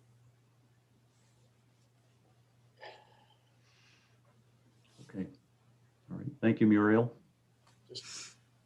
You might want to mute yourself back again. So, Mr. Koppelman, this is Hans Kruger, and I've also tried to invite myself to the chat room, but for some reason, technically, it did not work. Can you hear me?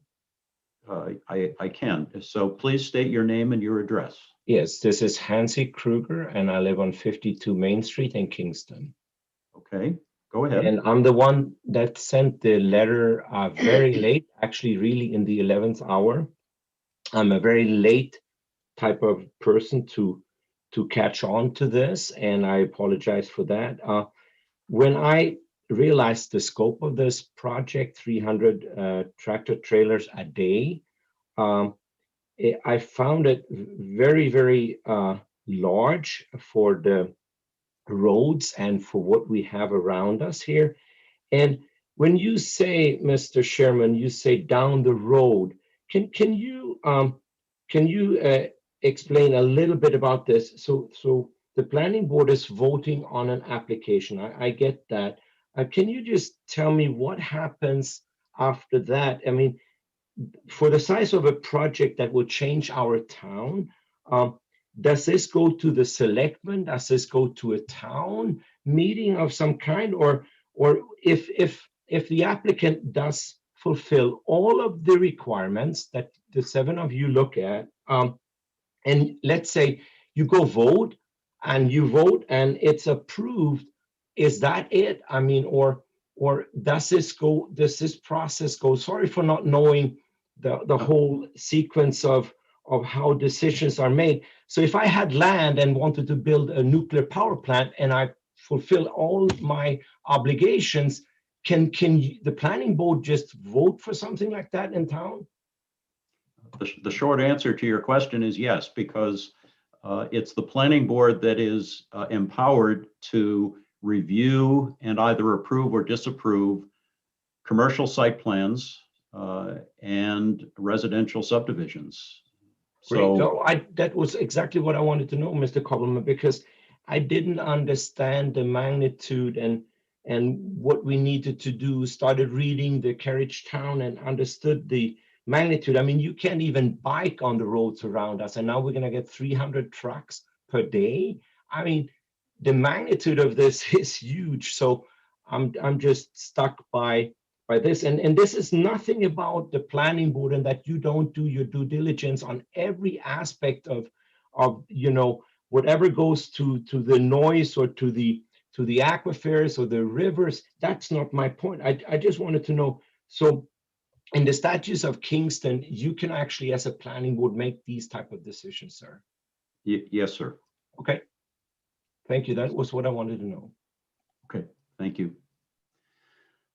All right. I'm seeing nothing else in chat. If anyone else is trying to get recognized, either enter it into chat or say something now before I close public comment.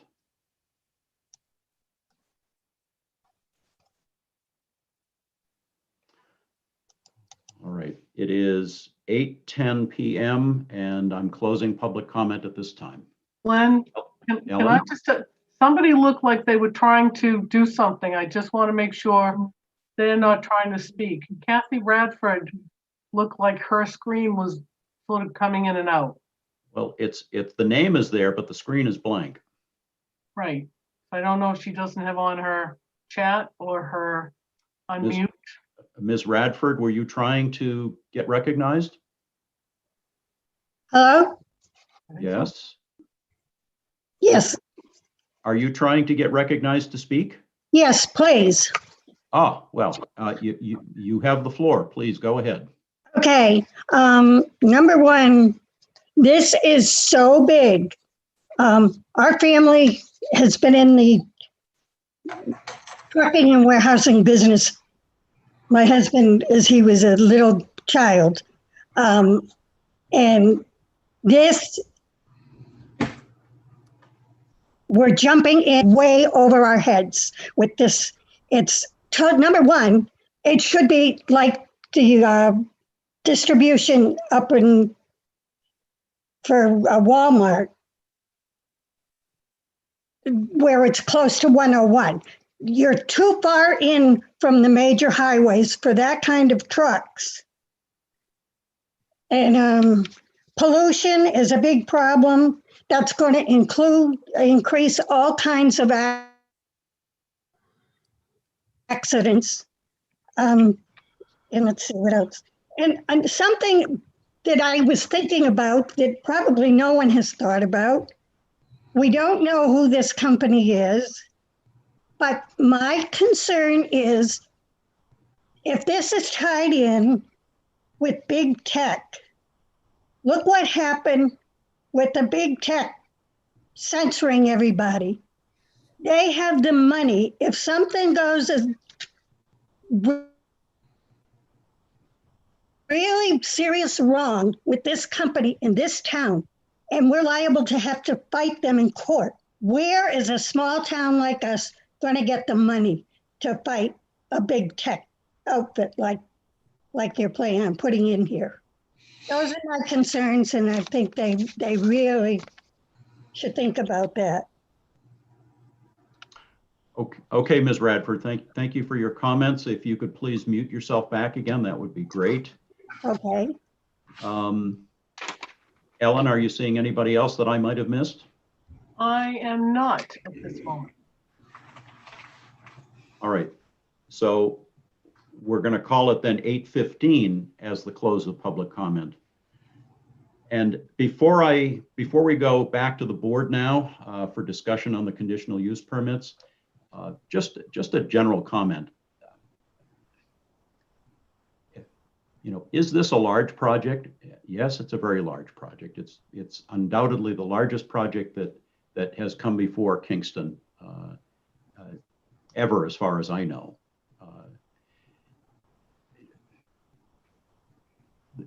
As we stated earlier, the planning board is the reviewing entity on this and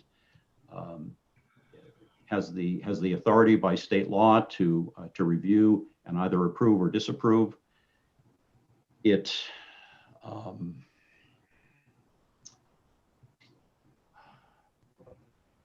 Where was I going with this? I've lost my train of thought. As board members, we're obliged to follow the ordinances and the regulations. The zone that this project is in allows for this type of use. Zoning is approved by the town voters. It's not something that's thought up by individuals or put in place by a group. It might be brought forward to the town by a board or by individuals and citizens petition, but it's the town that votes on these things, and the town has voted for zoning, and this, like it or not, this type of use is allowed in this zone. It's commercial zone C2. And however, it does require conditional use permits, one of which I mentioned earlier, we've already voted on. We have 2 more to go. And I would expect that that's where the bulk of our time from this point forward tonight anyway will go. So if the board, is there any comment from the board before we get into discussion of the conditional use permits, the one for shoreland and the one for aquifer? Robin? So this is just a question about whether or not Mr. Dubé would be able to, before we review each of the conditional use permits, show the overlay again, only because it just was really helpful the last time he did it. So the overlay with the aquifer and then the shoreline protection zones, depending on which order we take them up in. Okay. I'm going to suggest that we do the shoreline first.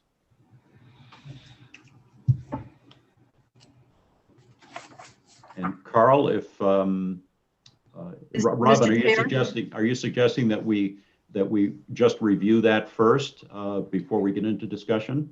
I think I found it helpful the last time he did it, just to sort of have a quick visual of how much of the property was impacted by each of those. Sure. Lynn? We've been sitting here for 2 hours. Do you think perhaps we could have a 5-minute break? Sure. That's a great idea. Why don't we do that? Thank you. All right, so we'll convene back at 8:25. Thank you for that suggestion.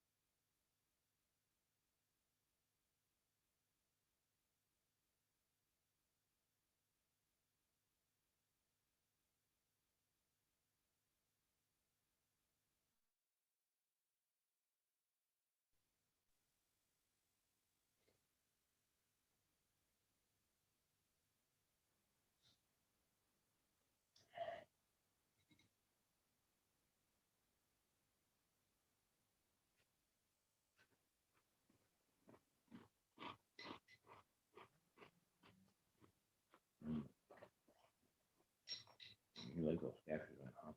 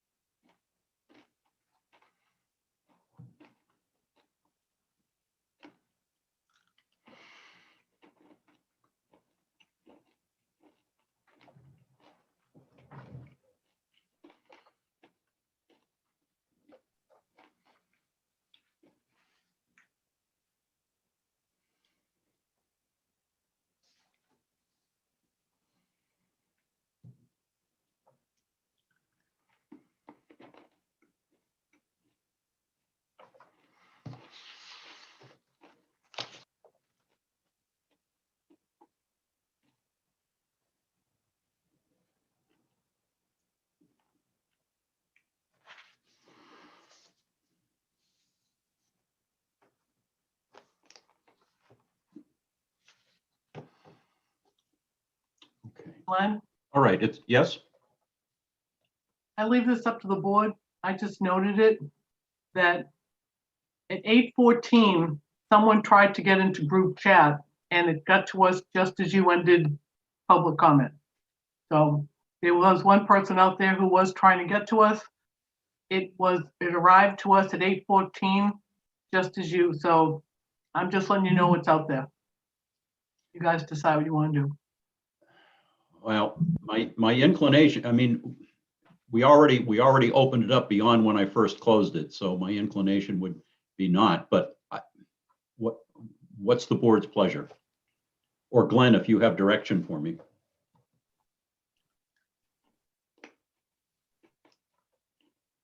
If there's someone who wants to say something, I think we let them say it. Was that person Bob Marley? Yes. Because I tried to contact him and I wasn't able to.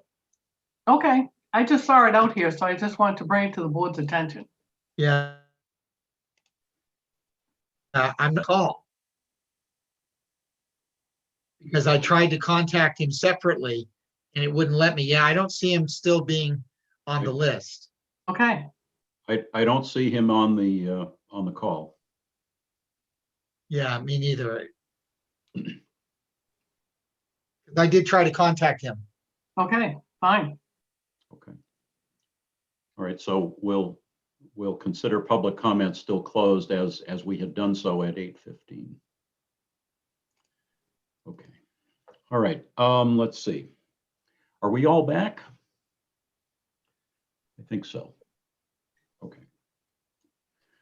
All right, Robin, you had suggested that we start off maybe by a quick visual on the two overlays before we start each of these discussions on the conditional use permits. Carl, are you still there?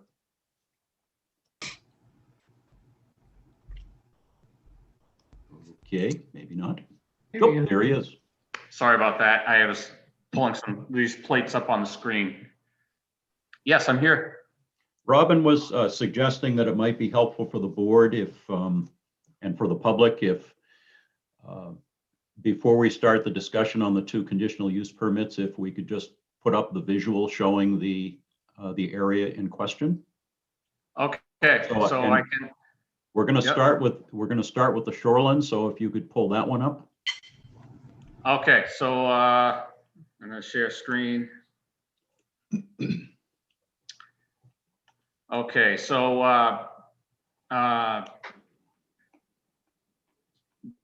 the plates, I gotta pull this over here somewhere. Give me a second while I move some stuff around on the screen. Can you see my screen? Yes. Okay, so the Shoreland District, I'm gonna go quick, so slow me down or whatever, but the Shoreland District is 300 feet from the basically the high water mark of the Little River. And so that's this strip in here, and it wraps all the way around. And there's several criteria that we have to meet. And each one of these is an independent variable that we have to meet irrespective of other things. So I'll give you an example on that. So here you see this strip, here's a plate, and it's the strip, just give me 1 second. Okay. Sorry, I think that was my wife. One test is what they call the steep slopes, or 15% or greater slopes. And so what we have to do is identify all the steep slopes in the district, number one, and then we have to identify how many, what the area is of those steep slopes that we are retaining, that we're protecting.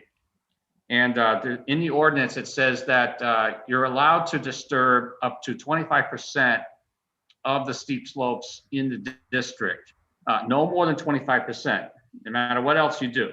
And so what we, this one plate here shows that the blue areas are steep slopes that we're not touching. And then the gray area is the steep slopes that we are touching. And so we're allowed to modify a certain percentage of those, up to 25%. And I'm happy to say that we're about only half of that. So we're only modifying 13% of the steep slopes in the district, where technically on this one criteria, we're allowed to modify almost double that. So that's a test, and we have to meet that test. So that's just one item there. So we're about half of the allowed steep slope work there in the district itself. There's some more criteria that we have to meet. And here's another plate that talks about that. So here's the district, here's everything in the district. And there's different layers of this district. So there's a 75-foot vegetated buffer in the district. And that's the most interior portion. And that area we're not disturbing. The ordinance allows us to do it, but you better have a really good reason to do it. And the board can make that decision of whether or not, if we're doing any disturbance in that 75-foot buffer, we'd better have a darn good reason to do that. And we had originally some disturbances proposed, but then as the design manifested and we made changes, we ended up not proposing any disturbances in the 75-foot buffer. So that we're keeping 100% of what's out there right now, just the way it is. So that's a good test. That's one test right there. And then as we move out of those outer buffers, there's a 150-foot building and septic setback from the district starting point. And so you're allowed to put septics in the overlay, but not within 150 feet of the river, obviously. And we're not allowed to put buildings in there within the 150 feet. So again, as part of the changes that we made, we're not proposing any new buildings in the 150-foot buffer, obviously, And we're not proposing any new buildings in the 300-foot buffer. So we're not proposing any buildings in the district. There are some existing buildings that are allowed, that are grandfathered, that are in the district. And we're actually taking some of those away so we can get around them for safety. But those are grandfathered in the section of the Shoreland Overlay District. So we're not proposing any new buildings in the buffer at all. We do have some of the septic as allowed, but on the outer edge of that 300 footer, so that we meet that criteria as well. So the other thing that we're required to do, I know you can't see this table, but all the numbers are in there. Each lot had to pass these criteria independently on their own, and they do. And I'll give you another example. The total impervious for each lot can only be 20%. So the total impervious area that we're proposing on each lot within this 300-foot buffer can be up to 20%. That's allowed. We are at 13%, just over half of what's allowed on one lot, 18% on another one, 10% on another one. So on a weighted average, we're at 14% impervious in the district, and 20% is allowed. So we're about 3/4 of what's allowed for impervious. And when we started this program, this design, we were maxing things right out. We were saying, well, we meet the criteria, we're at 20%, but actually as we made the changes, we feathered those back. We pulled stuff away and out of this district. So we're now, we're in compliance, obviously, but we have some wiggle room, and we're only 3/4 of what would be allowed for impervious. There's another criteria we have to meet, and that is in the entire 300-foot buffer, we need to keep undisturbed in that whole buffer at least 50% of the area. And so 50% minimum of the entire buffer area, we cannot disturb. And we meet that criteria as well. And it has to meet it for each lot. One lot we're keeping 63%. Another lot we're keeping 52%. Another lot we're keeping 55%. So actually the weighted average on that, we're keeping 59% of the area undisturbed, and we're required to have at least 50%. So, we meet that criteria as well. So all of these items have to mesh. They all have to meet. If one item is out of whack, then all of them are out of whack. We have to meet all those criteria. Also, what we are asked to do by the reviewers is where would we stand if this was subject to the shoreland permit criteria of DES and the state? So we're not subject to that, but someone asked us for that test and just to see what it would do. And the shoreland criteria for the state is a little bit different. It's a little bit different language. Some of the setbacks are different, but it's basically the same type of performance criteria. And I'll give an example. So the state equivalent shoreland performance area summaries, they have a criteria that basically says the percent of impervious coverage in their shoreland buffer. They like to see less than 15% of impervious coverage in their shoreland buffer criteria, and we're about half that. So, as far as the state's concerned, if we're less than 15% impervious cover in the shoreland area, that means it's an excellent category in the design permit process, and we're half of that even. So that just gives you a sense of scale. And then there's one other thing. What's this? Here it goes. One last item.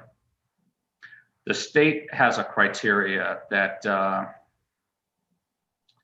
they want to make sure that there's a band of undisturbed coverage, and they measure that from the 50-foot, only 50 feet from the reference line, to 150 feet. So there's a band in there, the 50 to 150 foot slice, that they want to make sure that we have undisturbed at least 50%.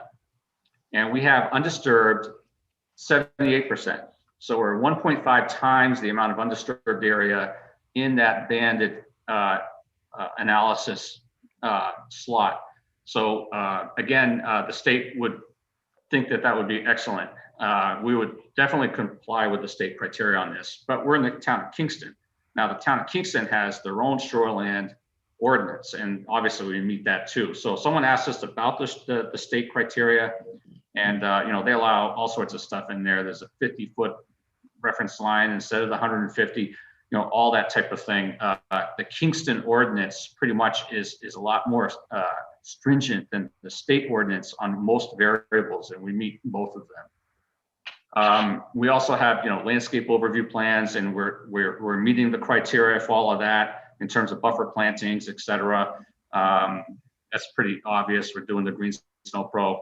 We're not putting snow anymore anywhere in those buffer areas at all. We talked about the river. We can get into that a little bit later if you want. The takeaway was that all the buffer areas on Route 107 are preserved, the access drive completely removed, all that is just preserved. We're protecting the buffer corridor areas.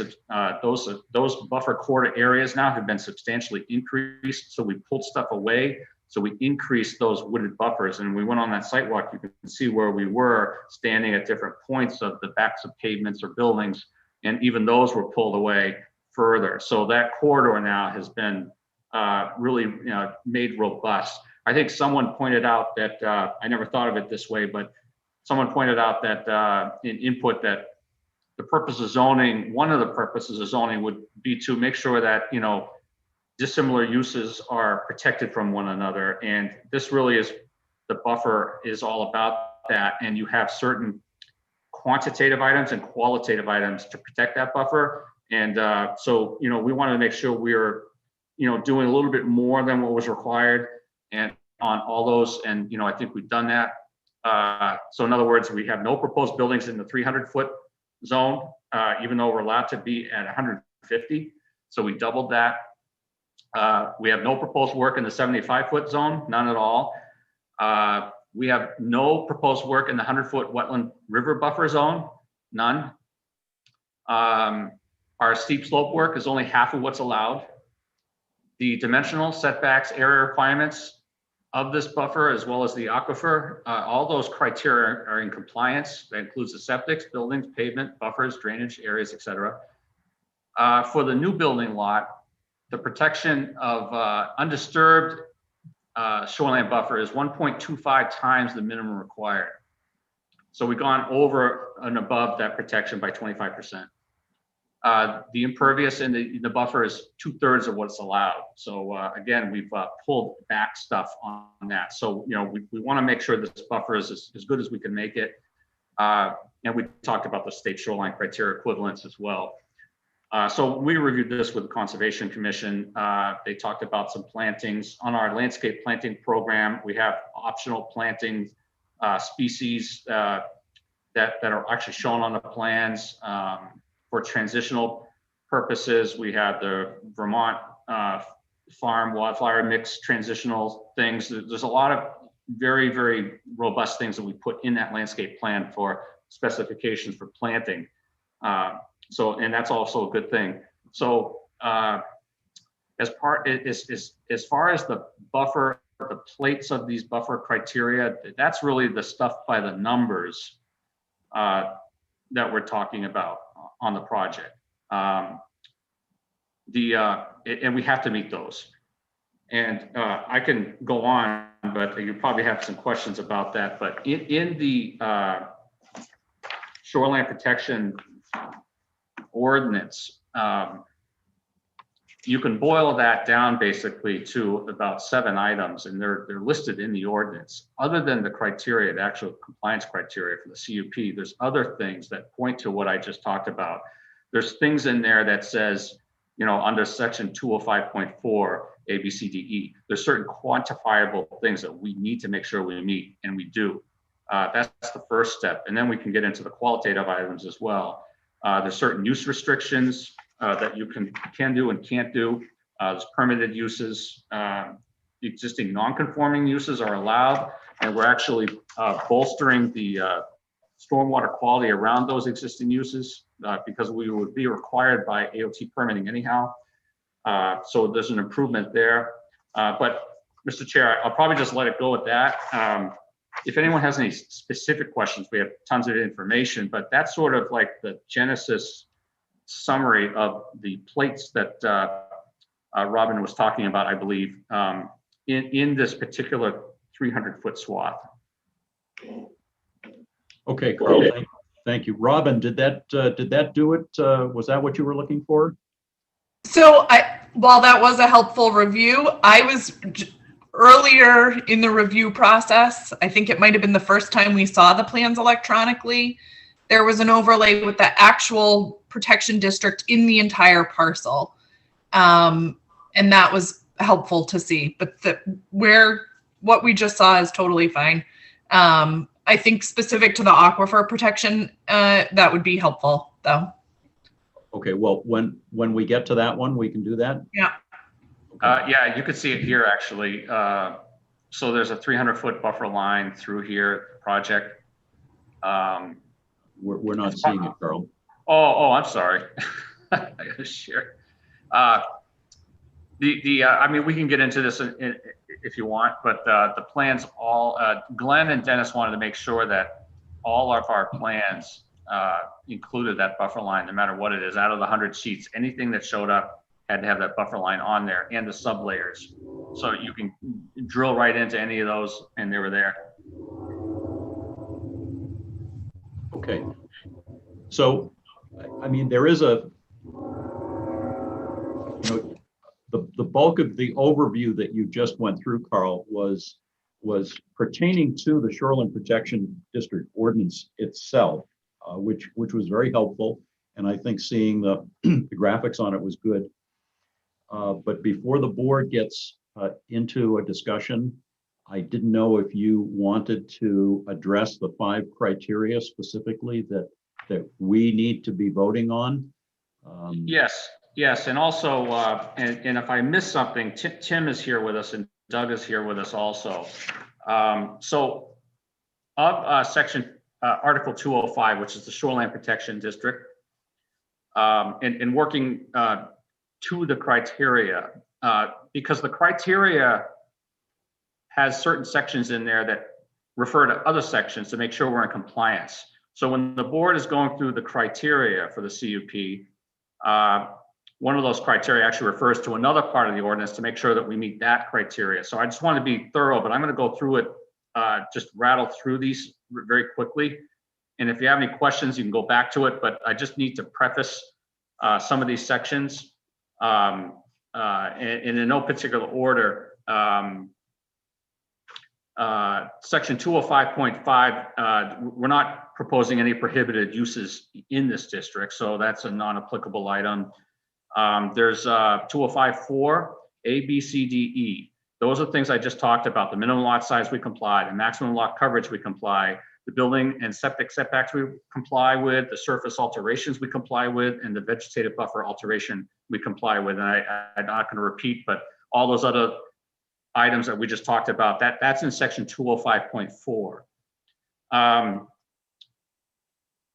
The 205.6A1 conditional uses allowed by CUP are the commercial uses as allowed in the underlying district, and no prohibited uses are proposed by that section and section 205.5, so we meet that criteria. 205.7, that's just saying that we're not doing any proposed work that would require a special exception, so we clear that criteria. There's 205.8B, there's permitted uses, and there's limits on disturbance, and we went through that as well. On undisturbed areas, minimum 50% needs to be undisturbed, and we meet that criteria. And a maximum of the 25% of the slopes need to be retained, and we did that as well. So that's 205.8B. 205.8C, the permitted uses, that's per the underlying district. Obviously, we meet that. 205.9A is the last one before you get to the actual criteria itself. And that is the non-conforming existing uses are allowed. And what we're doing with those non-conforming existing uses is we're improving them to meet the stormwater quality and water quality aspects of that, including moving the septics out of there and actually increasing the drainage treatment and recharge of those existing facilities. So we meet that criteria. So lastly, going right into the conditional use permit criteria, under 2056B, there's 5 items. And some of these are easy. Item 4 is we comply with section 2054, and that's a reference, a roundabout reference that I talked about.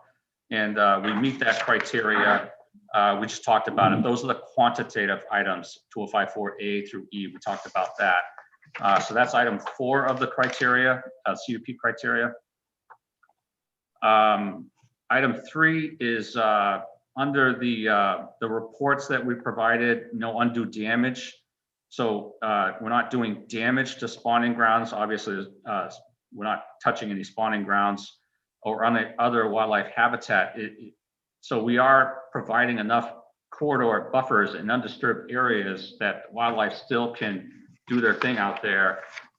And we meet the percentages in area and setback criteria for that, so that we can still retain a wildlife corridor. That's item 3. Item 2 is basically saying we're not discharging, industrial stuff. It's really basically what we call domestic wastewater, which is really just employee bathrooms. That's all it is. And that's good, because the quality of that wastewater just from employee bathrooms is fine. We're not doing any other discharges of any kind other than that. So that's actually good for section 2 of the criteria. We're not storing or disposing any hazmat, toxic waste, obviously, nothing involved on that. And the other part of criteria number 2 for the CUP is the septic designs include employee domestic flows only. So in that we meet that criteria. That's all we're doing, and it would meet the requirements of the town and DES. I think we had a note from the health officer that they didn't have any comments, and all of the septic criteria, we got that, active treatment and everything. We're more than sufficient in terms of the DES criteria for that. That's item 2. There are 2 left. Item 5 is that we meet the design. The design and construction is consistent with the intent of the purposes of 2051. And the purposes of 2051, am I going too fast or too slow? Keep going. All right. The purposes of 2051 is there's 4 of them, A, B, C, D. One is that we need to make sure that we're protecting water quality, ensure continued availability as public water supplies. We meet that criteria. That's really a technical thing with the treatment and AOT permitting and the aquifer and the extra stuff we're putting in there. We're definitely protecting that water quality, and also the quality of the water of the public water supplies, which would be deep bedrock wells, and we're only using them for employee bathrooms anyhow. The item 2 is, are we protecting the aquatic? We're not touching any of that. The terrestrial habitats, again, we're meeting all of the area and setback criteria, so we have those buffers. And those habitats associated with the shoreline area. And I'm making reference to the plans and the summary data for that, for minimum required protected areas, percentages, setbacks, and configurations. That's item B. The last 2 items, item C and D. Item C, they're talking about if there's recreational values that we're not disrupting them, and we're not impacting the river complex itself. We're actually providing mitigation via native species planted in the buffers in accordance with the regulations. They want to see that. 100% of the 75-foot natural shoreline buffers retained with no disturbance. That's a goal in item 2051C. None of the river or associated wetlands on that river itself are impacted. That's a good thing, obviously. And the underlying zoning allows for the project use as proposed, and it does. And all the shoreline district quantitative criteria are met, and we needed to make sure that we demonstrate that under section C.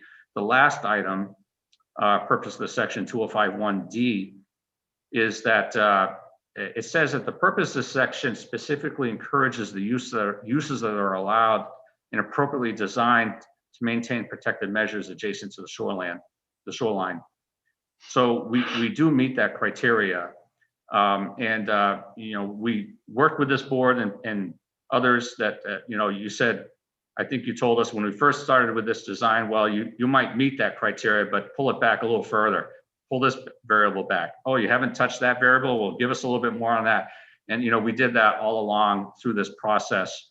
And we did do that. So we ended up now with a shoreland buffer and the protective measures that I think that the purpose is set forth. So the purpose is to, number one, allow the underlying criteria, the underlying uses, but protect the buffer as well. And I think we came up with a good balance on that, drainage study and the extra treatment and all the things that go with that.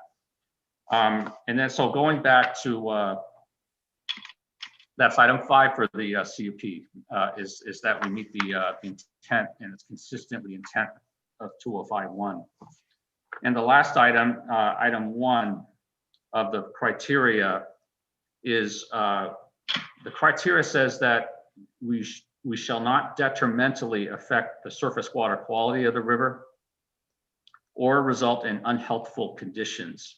And that really goes into a lot more detail with the aquifer overlay, but the drainage design that we put in here is certainly all focused on that. It's all about water quality, and that's surface and subsurface water quality. And we made sure that we had extra on that, and that's it's a combination of Doug's drainage design and also Tim's hydro calculations and the input that we needed to do on this project to make sure those were in balance between the reviewers with Dana and Dennis. So we are doing the replenishment that they're looking for and the recharge design. We're also the volumetric mitigation. So all of those things in their combination, we talked about a holistic review on this and design, and that's what we've done. So the question on number 1 is, do we detrimentally affect surface water quality of the river from what we have out there to what we're doing, and or result in unhealthful conditions? And I would say that our design is a lot of belt and suspenders, a lot of extra capacity, a lot of extra treatment. And we've gone through that in detail. And I do not believe we're detrimentally affecting the surface water quality of the river or resulting in unhealthful conditions. And I'm almost quoting there, but that's 2056B1. So anyhow, those are the 5 criteria, and then the embedded sub-criteria of each one, and taken as a holistic approach on this design. Okay, thanks, Carl. I just wanted to make sure that you had the opportunity to, to comment on these, because as we start deliberating them as a board, unless the board feels they need more explanation from you, my intent would be that the discussion would be just with the board. Okay, that's great. And Tim is here on standby, as well as Doug. I see that. Yes, thank you. All right. Okay. So, Glenn, you provided us with a memo, and it reflects pretty much what's in the ordinance and discusses a lot of what Carl has gone through.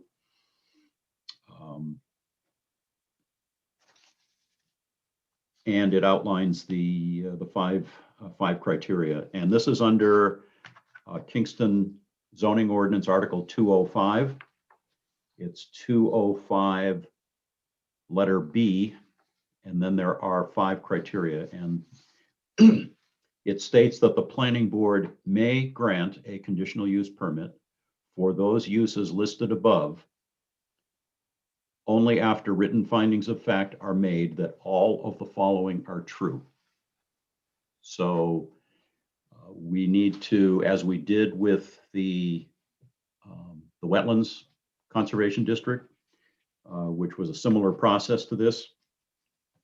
We need to take each of these conditions individually, discuss them, take a vote on each one, and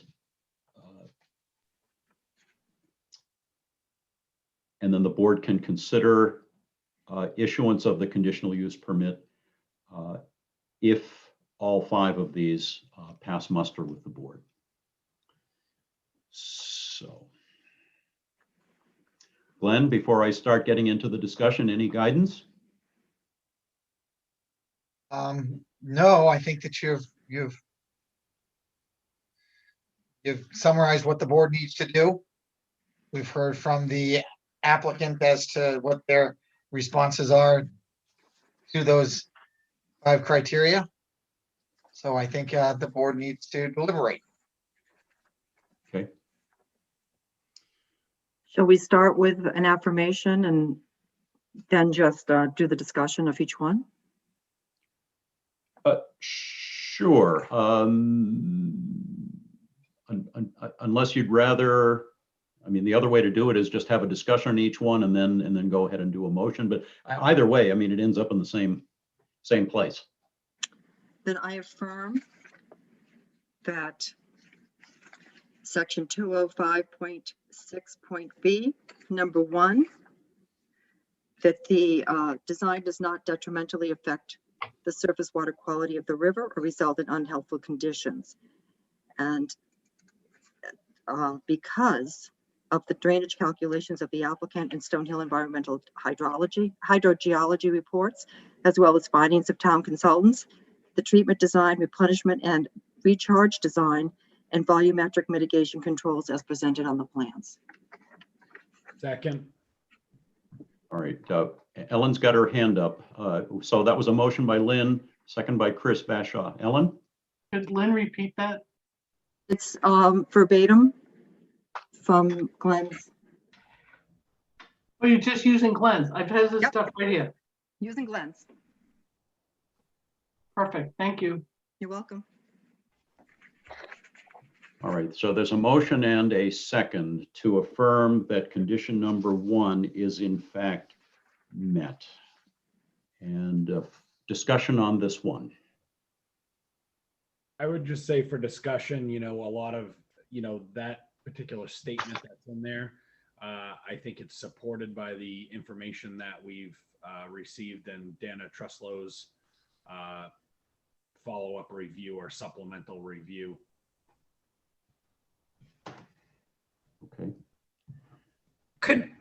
Could I just ask Mrs. Truslow to clarify that is in fact the case, because I interpreted her summary differently. Well, let me make sure that all board members have a chance to weigh in, and then we can ask Dana to because I actually am reading Dana's report here, and even though it's her work is primarily discussing the aquifer issue, and this is on page 4 of her memo, the recent one. It's the bottom paragraph. It says that increasing chloride/conductivity is a concern for aquatic species. So the proximity of this site to the Little River and associated wetlands and the discharge of groundwater from the site, especially during low flow periods, could impact long-term surface water quality. And it would be my contention that based on that statement, that number 1 of that condition cannot be affirmed. I guess my opinion on that would be like the definition of detrimentally affect. There's always a possibility that anything could affect, but I don't think her report stated that it absolutely will affect. She didn't seem to respond. It doesn't. No, it does not say. It does not say that it will. It said that it could. Yeah. Yeah. But the requirement, well, under the conditional use, specifically says that it does not detrimentally. So I think there would be need to be some, I guess, affirmation stating that it absolutely will in fact detrimentally affect.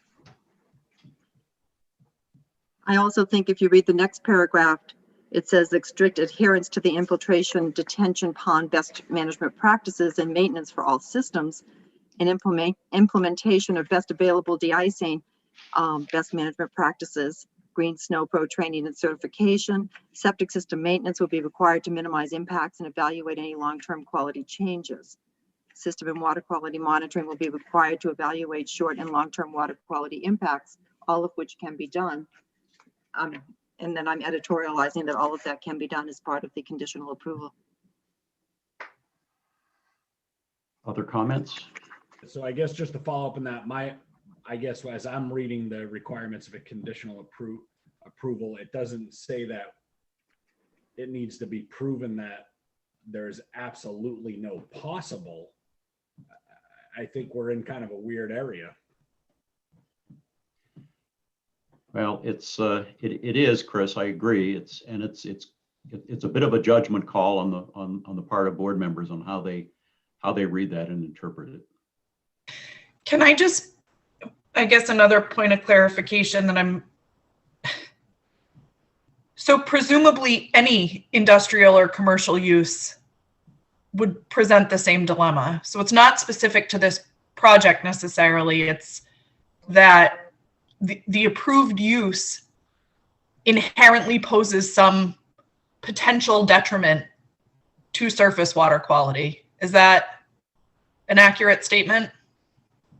I mean, if I was on another argument side of that, I could say that really doing anything could do something. Right. No matter if we were building a shed out there, somebody could argue that it could.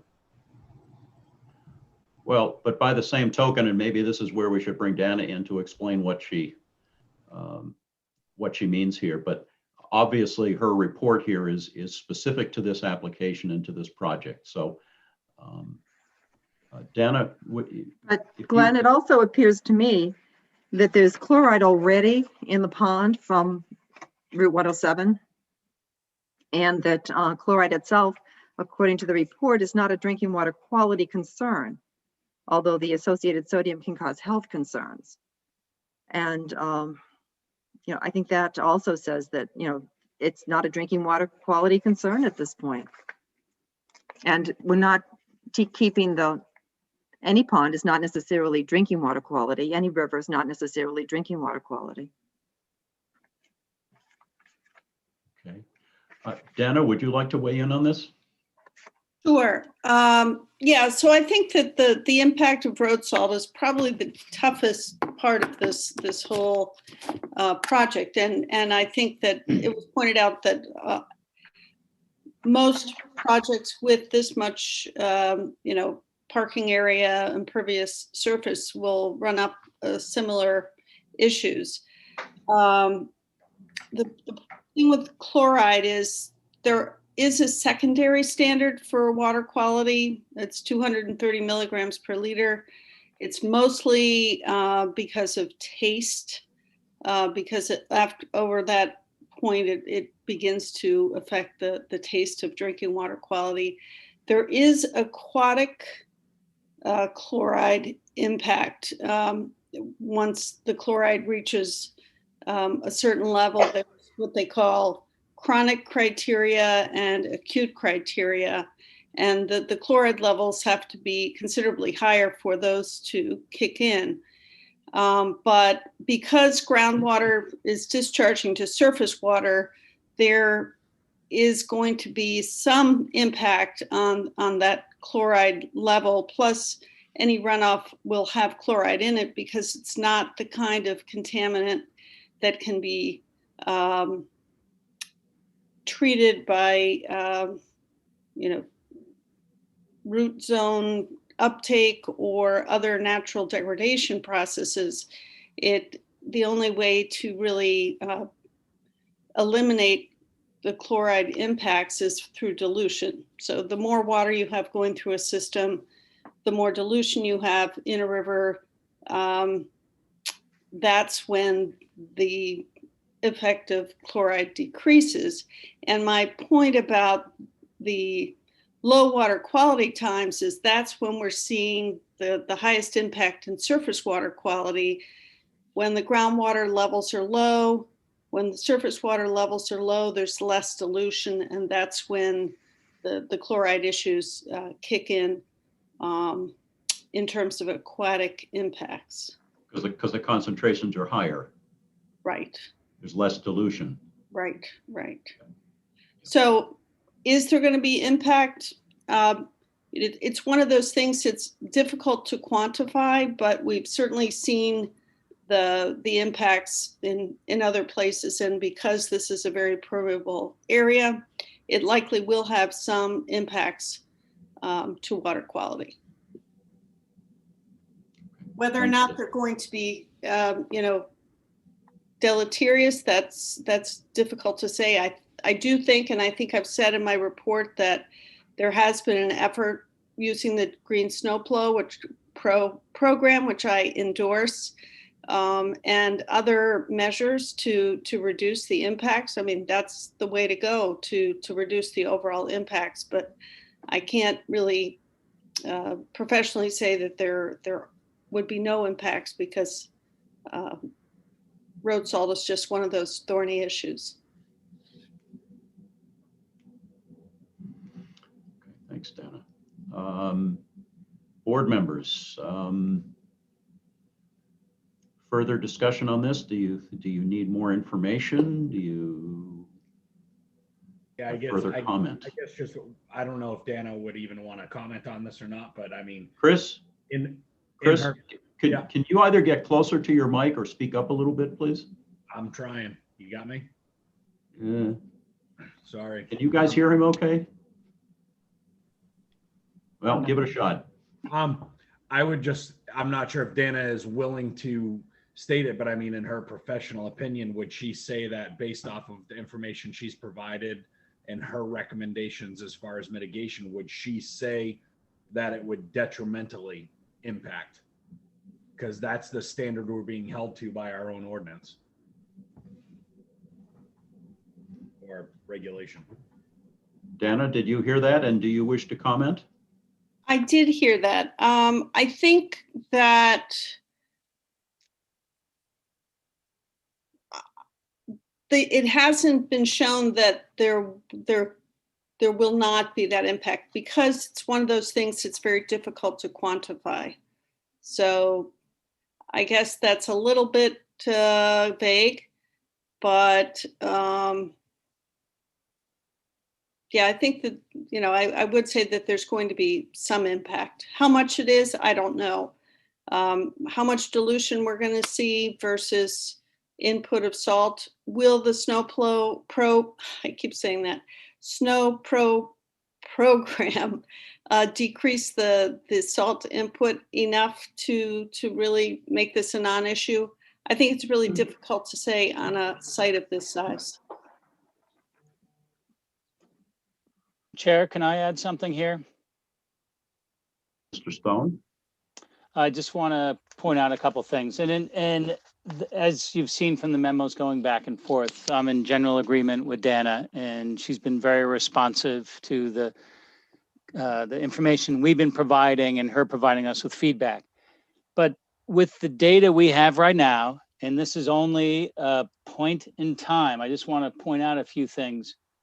We did sample upstream and downstream in the Little River, where we had essentially identical numbers of chloride back on January 18th. We're now kind of in the heart of winter of 24 parts per million upstream at Route 107 and 27 downstream. The previous sample back earlier in January was 36 downstream, and we had 9.1 adjacent to our property in kind of an upstream position. But we felt getting something at the culvert at 107 would be more appropriate. So, and again, this is a point in time. It's one round of data up, most definitely the water entering the site in the Little River at Route 107 and then leaving the site at 125. The numbers are virtually identical. So I think at least at that point in time, it's telling us, even with the existing practices on the site, where we have seen impacts to groundwater with chloride, We saw 200 in a monitoring well MW4 back in October, and we saw 490 in January. But that well actually was beneath a snowbank. We had to remove the snowbank to get to the well. And I suspect that 490 is more representative of kind of direct meltwater kind of grossly impacting that well. We also, in the septic system discharge from the existing system, we saw some chloride, which we'd have to assume, that chloride is likely discharging through groundwater. It's 180 parts per million in the down gradient of the existing leach field. And even with all of those conditions, we still did not see any meaningful increase in chloride in the Little River. And I think we need to keep this in perspective, the amount of water that's flowing onto the site, what the contribution of this site is, and what's leaving the site. And I would be very surprised if we see any significant increase in chloride, even post-development, because of the improved practices that will be used on the site. And just for the board's information, the SnowPro program, it's a pretty comprehensive program. It requires a certification of the operators, continuing education of the operators, licensing. They need to report to the state the amount of salt used, the gallons of brine that's used, because for instance, in this case, we'll be pre-brining the pavement prior to snowfall so that you use less salt.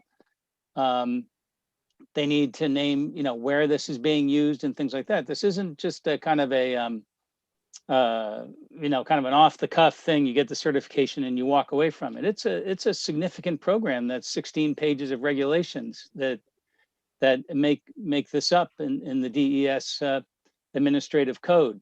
So, I think I'm in agreement with Dana. You can't have a site without some impact.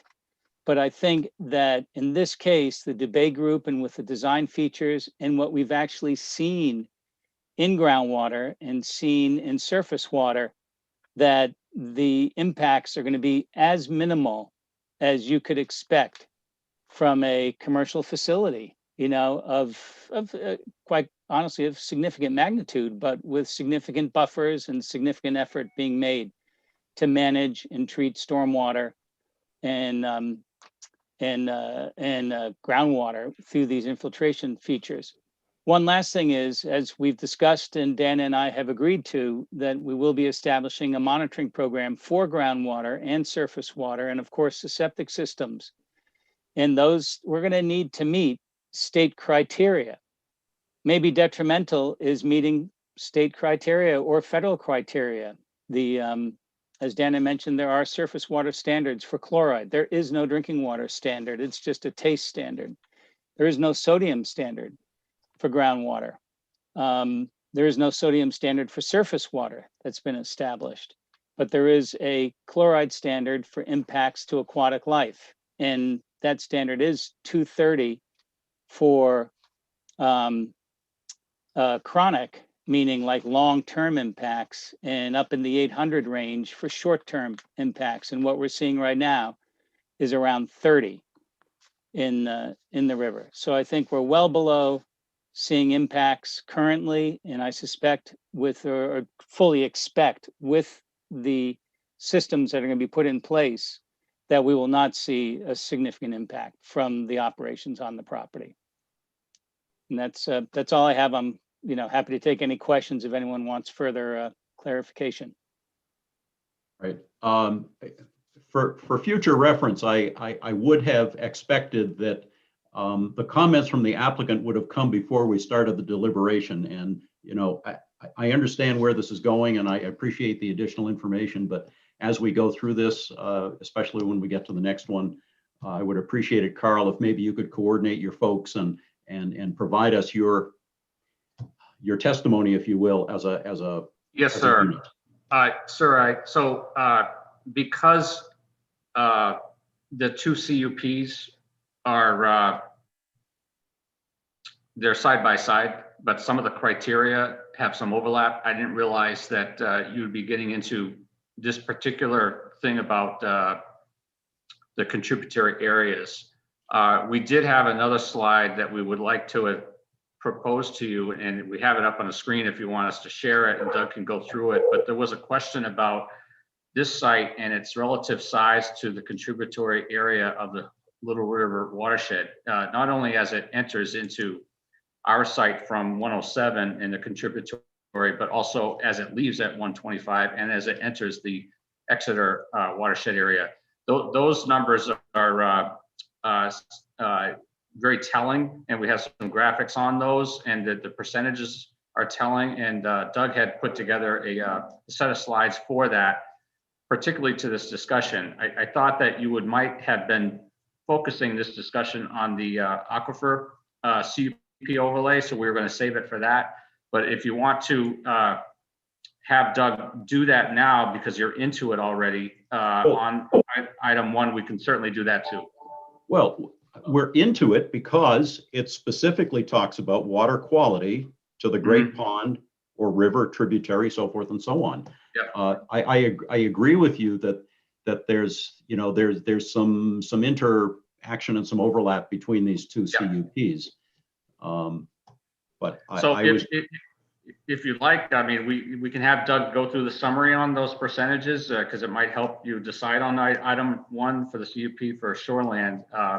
I didn't want to start overloading everybody on both CUP criteria, but if you think it might be helpful, he can do it now instead of later. Well, I'm going to poll the board before you pull up any more data. Yeah, that's fine. I just wanted to point it out. Thanks, Carl. Ellen, you've been trying to say something. Yes, only because it was just brought up that they talked about the fact that they were going through Dana and Mr. Stone's discussion, they were going to be establishing a monitoring program on some of the issues that the board's talking about what is there currently for our condition as opposed to what may be their future condition. Do you guys have you actually established what the monitoring program will entail and who will be involved in it? Because that might help alleviate some of the questions about any future degradation if you're going to establish a monitoring program that will actually show that one way or the other. But you brought it up, so I wondered, have you established that and what it might be? I'll go ahead and respond to that. Tim and I talked about that yesterday, and that if the project was approved, then we would establish a monitoring program, collaboratively to make sure that we agreed on the approach and that it included what I believe that the town would want to see. So no, there hasn't been a monitoring program developed yet. But if that was a condition of approval, that's something the applicant is working with you to possibly establish? Yes. And that would be something that if anything was starting to detrimentally affect the river, you'd be doing a monitoring program to show that and determine that? Yes.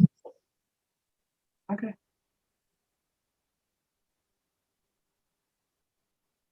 All right, so the question before the board is on this particular one, do you feel you have enough information to take a vote, or would you like Carl to bring up the additional information, which is then going to overlap into the next CUP, but we will have then at least done that piece now if you think that it would be helpful for the discussion of this item.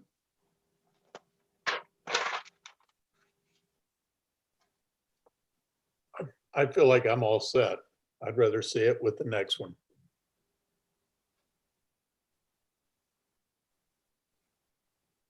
Do any board members want to see the additional data at this time?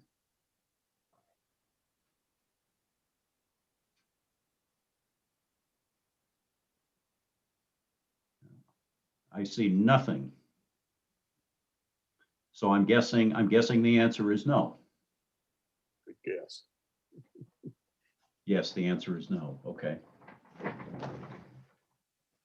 So Carl, I guess, keep your powder dry on that one, and we'll discuss it when we get to the aquifer CUP. Any further discussion then on condition number 1 for the shoreland?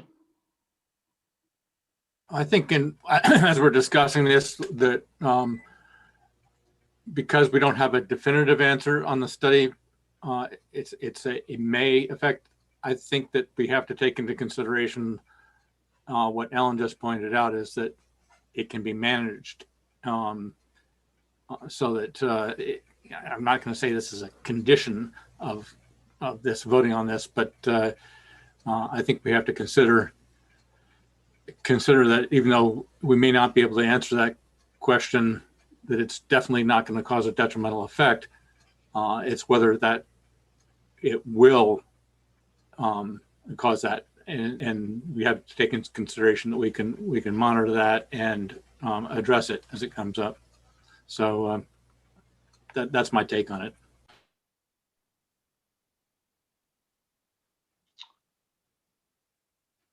Okay. I do agree that if I were to vote in the affirmative for this conditional use permit, if the process moves forward, I would request that be a condition, the monitoring program be a condition of approval.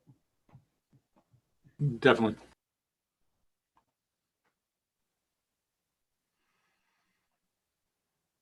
Glenn, Greenwood, just a question, wouldn't this come under stormwater management as well? I mean, we know they have to monitor stormwater management.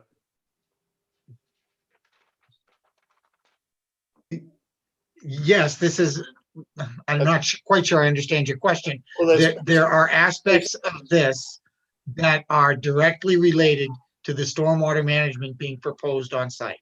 Right, okay. So there's already going to be a set of guidelines of maintenance and reports and everything else are going to be mandated to do. Yes, there's yes, okay.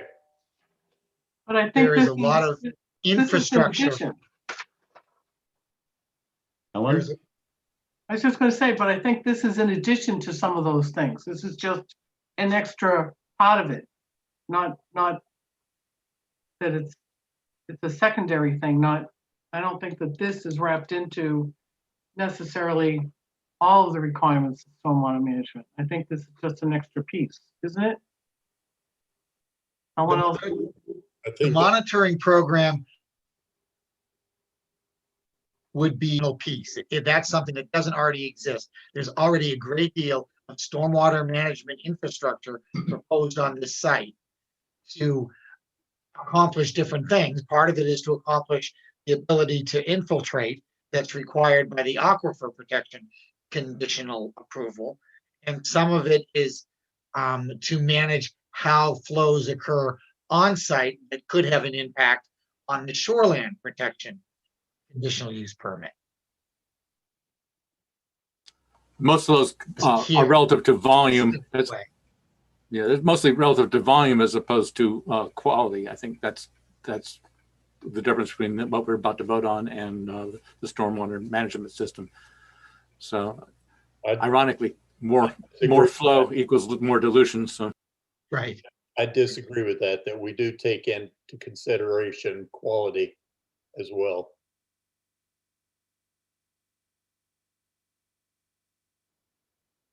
Other discussion from the board on this item?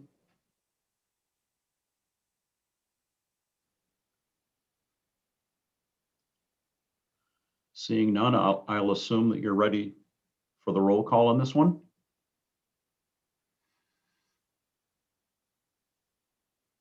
All right, so just to remind you, the motion and second was to affirm that condition number 1 is in fact met. Is that correct, Lynn? Yes. And the motion was Lynn and Chris was the second. Okay, Ellen, if you could call the roll, please. Okay. Glenn Copeland? My vote is no for the reasons that I stated based on Dana's report. Okay, Richard Wilson, Yes. Lynn Merrill, Yes. Robin Dugay. Did Robin answer? She's muted. Sorry, yes. Thank you. Peter Coffin, Yes. Peter Baiki, Yes. Chris Bashaw. Yes. That's everyone. Right? Yes. So the motion carries, 6 in favor, 1 opposed, no abstentions.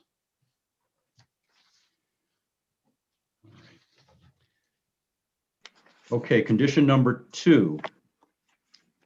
The proposed use will discharge no wastewater on site other than that normally discharged by domestic wastewater disposal systems and will not involve on-site storage or disposal of hazardous or toxic wastes as herein defined.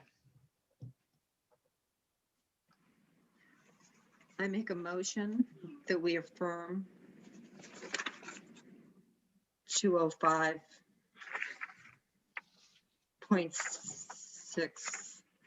205.6B2, because as required, no non-domestic wastewater is discharged and no storage or disposal of hazmat or toxic waste are involved.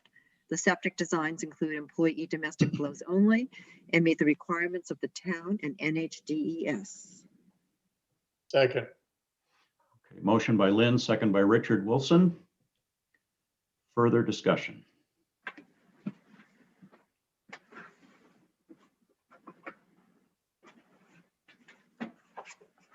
I think this one is more clear cut than the last one, but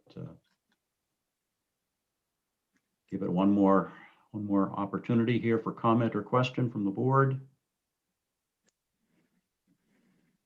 There appears to be none. All right. I guess we'll call the vote. Ellen, could you call the roll, please? Sure. Lynn Copeland, Yes. Richard Wilson, Yes. Lynn Merrill, Yes. Robin Dugay, Yes. Peter Coffin. I didn't Peter? hear Peter. Just nod. Peter, you got to. Yes, I'm sorry. I'm using the space bar, but apparently it's not always working. Peter Baiki Yes. and Chris Bashaw. Yes. Okay. All right. So that's 7 in favor, none opposed, no abstentions. So that motion carries. Condition number 3 reads, the proposed use will not result in undue damage to spawning grounds and other wildlife habitat.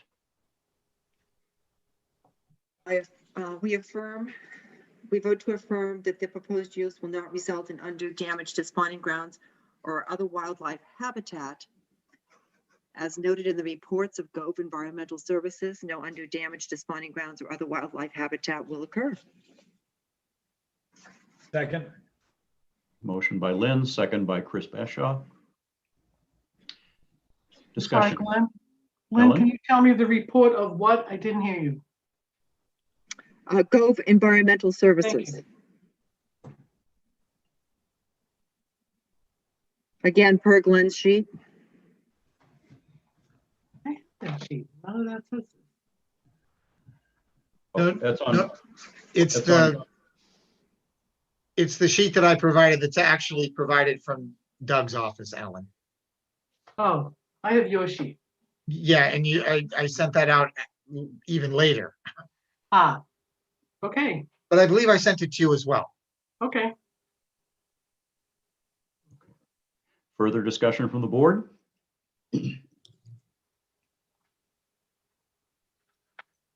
All right, I'll assume you're ready for the vote. Ellen, if you could do the honors, please. Sure. Glenn Copeland, Yes. Richard Wilson, Yes. Lynn Merrill, Yes. Robin Dugay, Yes. Peter Coffin, Yes. Peter Baiki, Yes. Chris Bashaw. Yes. Okay, motion carries unanimously, 7 in favor, none opposed, no abstentions. Item number 4, condition number 4. The proposed use complies with the use regulations identified in section 205.4 and all other applicable sections of this article being Article 205, the Shoreline Protection District.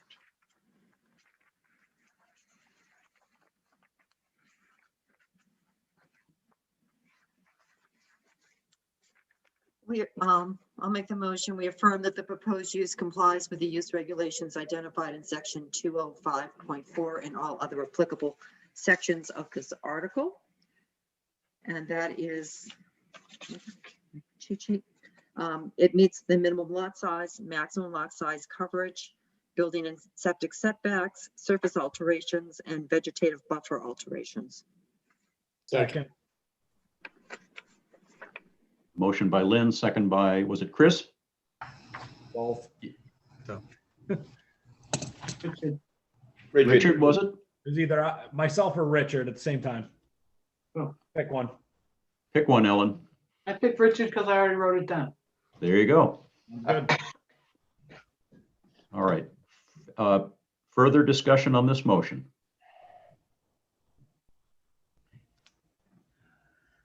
Any questions from board members on this one? No, it looks like Dana agrees with that in her report, so I'm going with that. Okay.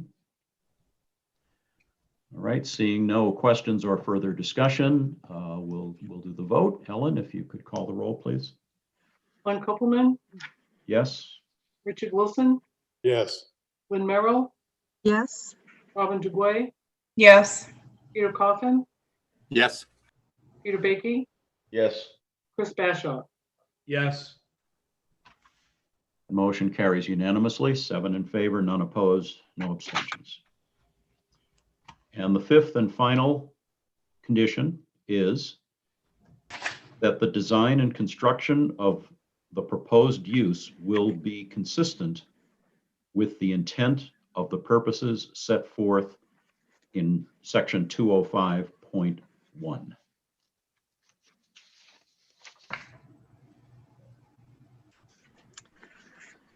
I make a motion that we affirm that we meet section 205.6B5.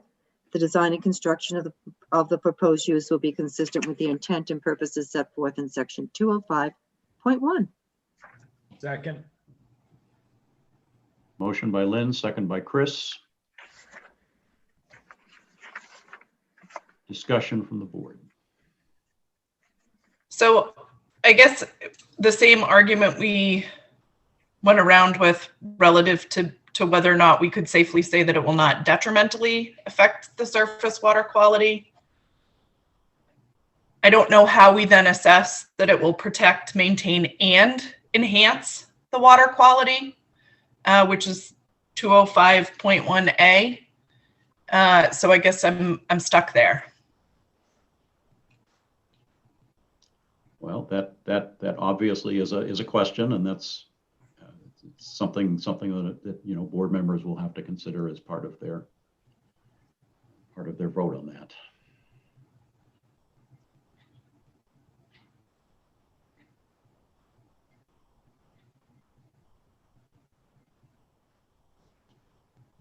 Other comments or questions?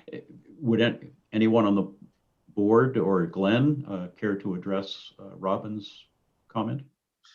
All I would say in response to Robin's question is that the conditional use permit criteria is that the design and construction of the proposed use will be consistent with the intent. So if how the development team has designed the process and will be constructing the project is consistent with that intent, then I think that a board member could vote in the affirmative. If they feel that that isn't the case, then I think you have to vote in a negative way.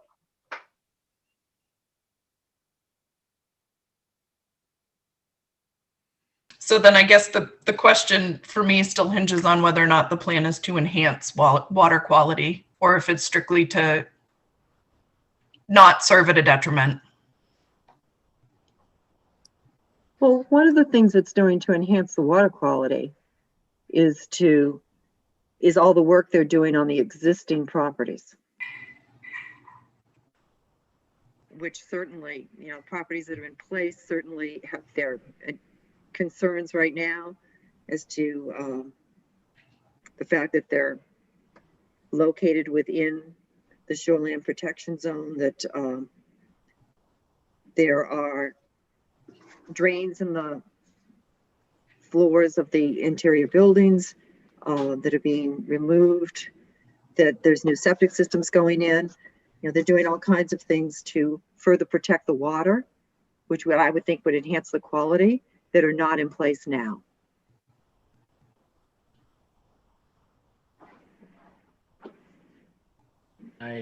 For myself, just, that whole words matter thing, that intent's a tricky word. And, the intent of the ordinance was obviously to recognize that there is abilities to develop property with restrictions, short of just being, at some point somebody could have bought this and put it into conservation, but that didn't happen. But the intent was to allow for development, but with putting in prohibitions to make sure it's done effectively and safely.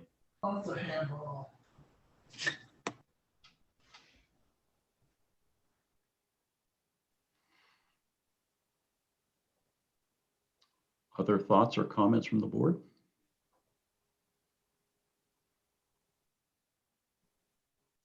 Robin, are you still pondering, or are you comfortable with what you've heard? I'm comfortable. Thank you. Okay. Any other questions then from the board? All right, we'll call the vote on this one. Ellen, if you could call the roll, please. Glenn Koppelman, Yes. Richard Wilson, Yes. Lynn Merrill, Yes. Robin Dugway, Yes. Peter Coffin. Dave Paz, can you again? Yeah, no, I can't unmute it with a now. space. I You're can't did now, unmuted. so I'm voting yes. Peter Baiki Yes. and Chris Bashaw. Yes. So that motion carries unanimously as well. All right, so for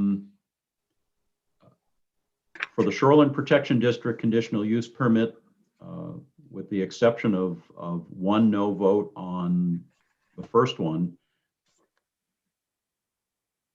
they've essentially all passed. They all have majority or unanimous vote. And so the ordinance says that the planning board may grant a conditional use permit as long as all of the following are found to be true. So if the board is of a mind to want to grant a conditional use permit in the Shoreline Protection District for this application, you would need to do that by motion. So moved. Second. Okay, motion by Richard Wilson, second by Chris Bashaw to grant a conditional use permit for this project in the Shoreline Protection District. Discussion from the board.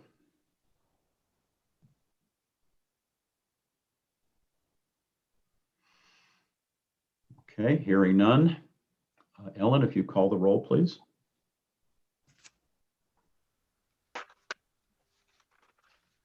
Glenn Koppelman, My vote will be no, and it goes back to my position on the first one. I feel strongly about that, and therefore I don't feel it's appropriate for me to vote a yes on it. So Richard Wilson, Yes. Lynn Merrill, Yes. Robin Dugway, Yes. Peter Coffin, Yes. Peter Baiki, Yes. Chris Bashaw. Yes. okay, so the motion carries, 6 in favor, 1 opposed, and so the conditional use permit for this application in the Shoreline Protection District is granted. Okay. Glenn, Ellen? I just have a question for a procedure. It Sure. says that this can be granted only after written findings of facts are made. Do I have to do up a different document, Glenn? Glenn? Do we need to do something different, or is just what's in the minutes enough? I Just mean, what's I'm in- not, what? Minutes. Just what the board has just determined to be their reasoning So I don't is, have to write up anything else. The minutes cover that. Okay, that's all I want to know. Thank you. And Lynn was very careful in her motion to provide the reasoning, so that should be enough to cover that item. All right. It's 9:45. We can take up the Aquifer Protection Ordinance CUP now. Would the board like a quick break before we do this? I see some head nods, yes. All right, let's take a 5-minute. We'll come back at 10 minutes to 10.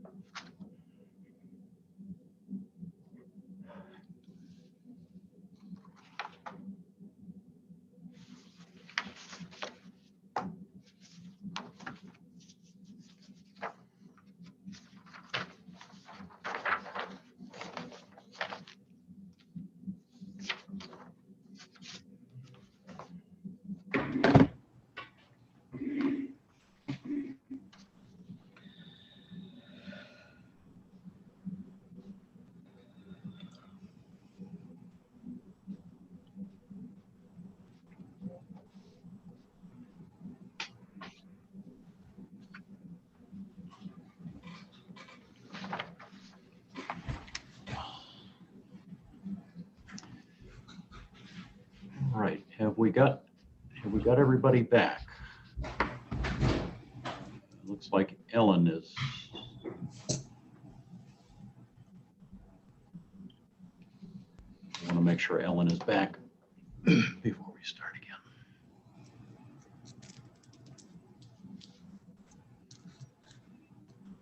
Oh, there she is. Okay. All right, it's 9:50. We'll start again, and we'll get into the discussion about the conditional use permit for the Aquifer Protection District. All right, let's see. Board members, I will refer you for your reference purposes to Dana's report. There's a fair amount of discussion and on this one in her report, and she goes very deliberately through and makes comment on each of the conditions that we'll be taking up. So it's a good reference document for us, I think, and she's still with us, so if we need her to comment, she can do that. But Carl, I'm going to turn it over to you, and I'm going to ask you to, for the sake of time, if you could, give us what you think we need to know from your perspective. Okay, so I'm going to do a couple things with the Aquifer Protection, Article 201. The 5 criteria, A through E. And D, as in Delta, says that the use complies with all the requirements of this article. We do have some quantitative items that I can share with you, and Doug can share with you, and then Tim can follow up with the qualitative items, and then the scientific issues, and then you can address some of the nuances in Dana's requests on the memos as well. So I'd like, if that's okay, I'm going to go very quick and then hand it over to Doug, and he's going to provide just a couple more plates, and then to Tim, and then back to the board. Is that okay? I want you to take whatever time you think you need, but I'm just cautioning you that it's already 10 o'clock, and okay. So so I'm going to. I don't want to shortchange you, but at the same time, I just want you to be cognizant of the time. Okay. So in the 5 criteria, the CUP, A, B, C, D, E. Item D is the use complies with all the requirements of the article. In section 201.4 use regulations, there's A through G. I'm not going to go through every single one of those. in detail, but basically, we meet the minimum lot size A. We have the hydro study that Tim could talk about. We meet the lot coverage in this is zone B's 60% maximum. We're only at about an aggregate. We're about 2/3 of that. So in terms of impervious over the entire site, we're not at 60%, and each lot actually has to meet its own at 60%, but overall each lot is less than 60%.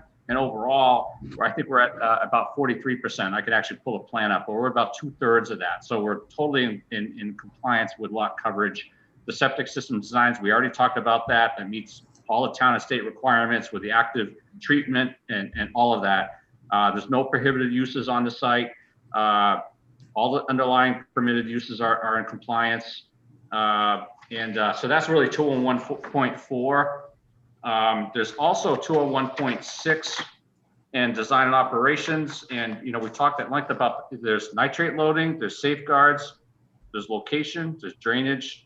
We're not doing any well abandonment or agricultural activities or blasting. And there's absolutely a requirement under 201.6.H for inspections and compliance reporting and all of that. So that's, we talked about that as well. So what I'd like to do is just hand it right over to Doug. Doug just wanted to get aboard a sense of scale of what's coming in and out of this site. And then in terms of percentages of flow that you guys were looking for. And then Tim can get into some of the scientific criteria and get right into the Treslow review memo. Doug, are you around? Yep, he's there. He's right beside you. Okay, Doug, I don't know if can you share your screen and just get the board the sense of scale on this in relation to the watersheds? Yes, I can. Just a couple quick items to start. I think it's important, as you're discussing the treatment, we talked a lot about the Green Snow Pro and that we're doing that. There was a few items in my memo that I think are worth noting because they are directly quantified. One of those is proper calibration of the actual applicators that spread the salt. Just in doing that, they're seeing a reduction of 25% of overall salt use. A lot of these guys, they just turn it on and just run with it, and they're kind of just they're not set to do a certain amount based on the conditions. The other thing is we talked about salt brine, but the salt brine, which is basically pre-wetting the salt, that's actually a 30% reduction in overall salt use because the dry salt ends up bouncing around and it scatters a lot easier than the wetted salt brine. And then the other one that I wanted to point out was that the pre-treating, which we talked about doing, that's all part of the Green Snow Pro application.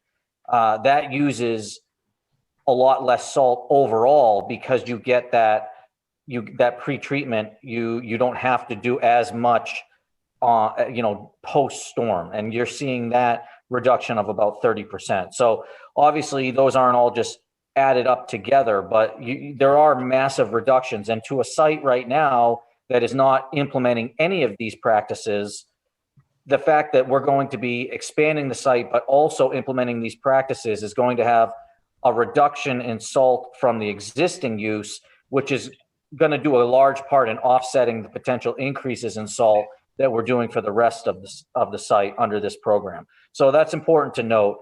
And then the buckets that Carl was mentioning, I think this is really helpful. When I found this information, it really kind of opened my eyes to what's actually going on site here. And what this is a program that calculates the watershed areas. And what this yellow area is that I'm showing you is the watershed of the Little River as it comes into our site. You can see this is the meandering Little River. This is the existing development on site, and this is where it exits right here. So this area is very large. It's 705 acres of land that's coming on and through our site. So when Tim was talking about salt and the potential dilution as it comes through, it makes sense because you have 700 acres worth of watershed coming through the site, which we're adding to. Now, the next logical question is, what are we adding to at that point where we leave the site. So this includes all of our contributing area from our site, as well as some additional watershed that reaches the river from the other side. So we add the 700 acres, our additional area is another 365 acres. So now we have 1,070 acres that are coming through and leaving our site at the 125 connection. And so just to put that into perspective for the board members, we're talking about our site being 112 acres. So that means that we're only 30% of that increase in the watershed, that 300 plus acres. And we're only 10% of the overall amount of water. So 90% of the watershed that's coming through and leaving our site at our exit is from other sources. So I think it's just important to note that. And then if we look at the big overall picture, the overall Little River watershed to where it reaches the Exeter River is significantly larger. It's actually 5,165 acres. So that's now dropping us down to only 2% being our site. And remember, our 112 acre site is not all impervious. Only about 26 of that would be subject to the snow management operations. So that now drops us down into the 0.5% range of the overall watershed. And the last number I just wanted to throw out to the board is this is all about the watershed. So the whole dilution principle of the chlorides and how it can potentially affect the aquatic life. I think that these numbers speak to that, but we're talking about surface water there. When we talk about the aquifer, it's important to remember that the town of Kingston aquifer is pretty much 3/4 of the town. And when you quantify that, that's about 10,000 acres. So of our 26 acres of impervious, we're talking about only 0.26% of that overall aquifer that we're contributing to. So that doesn't give us any site a buy just because they're smaller, but it does put into perspective what we're dealing with dilution and what our site is as a contributing factor. And then with all the other additional pieces that we're doing with snow management, I really think we're putting our best foot forward here. So I'll leave it at that. If there's any questions on specifics or if you want me to go into any more detail, just let me know. Thank you, Doug. Carl, did you want to, or did you want Tim to weigh in?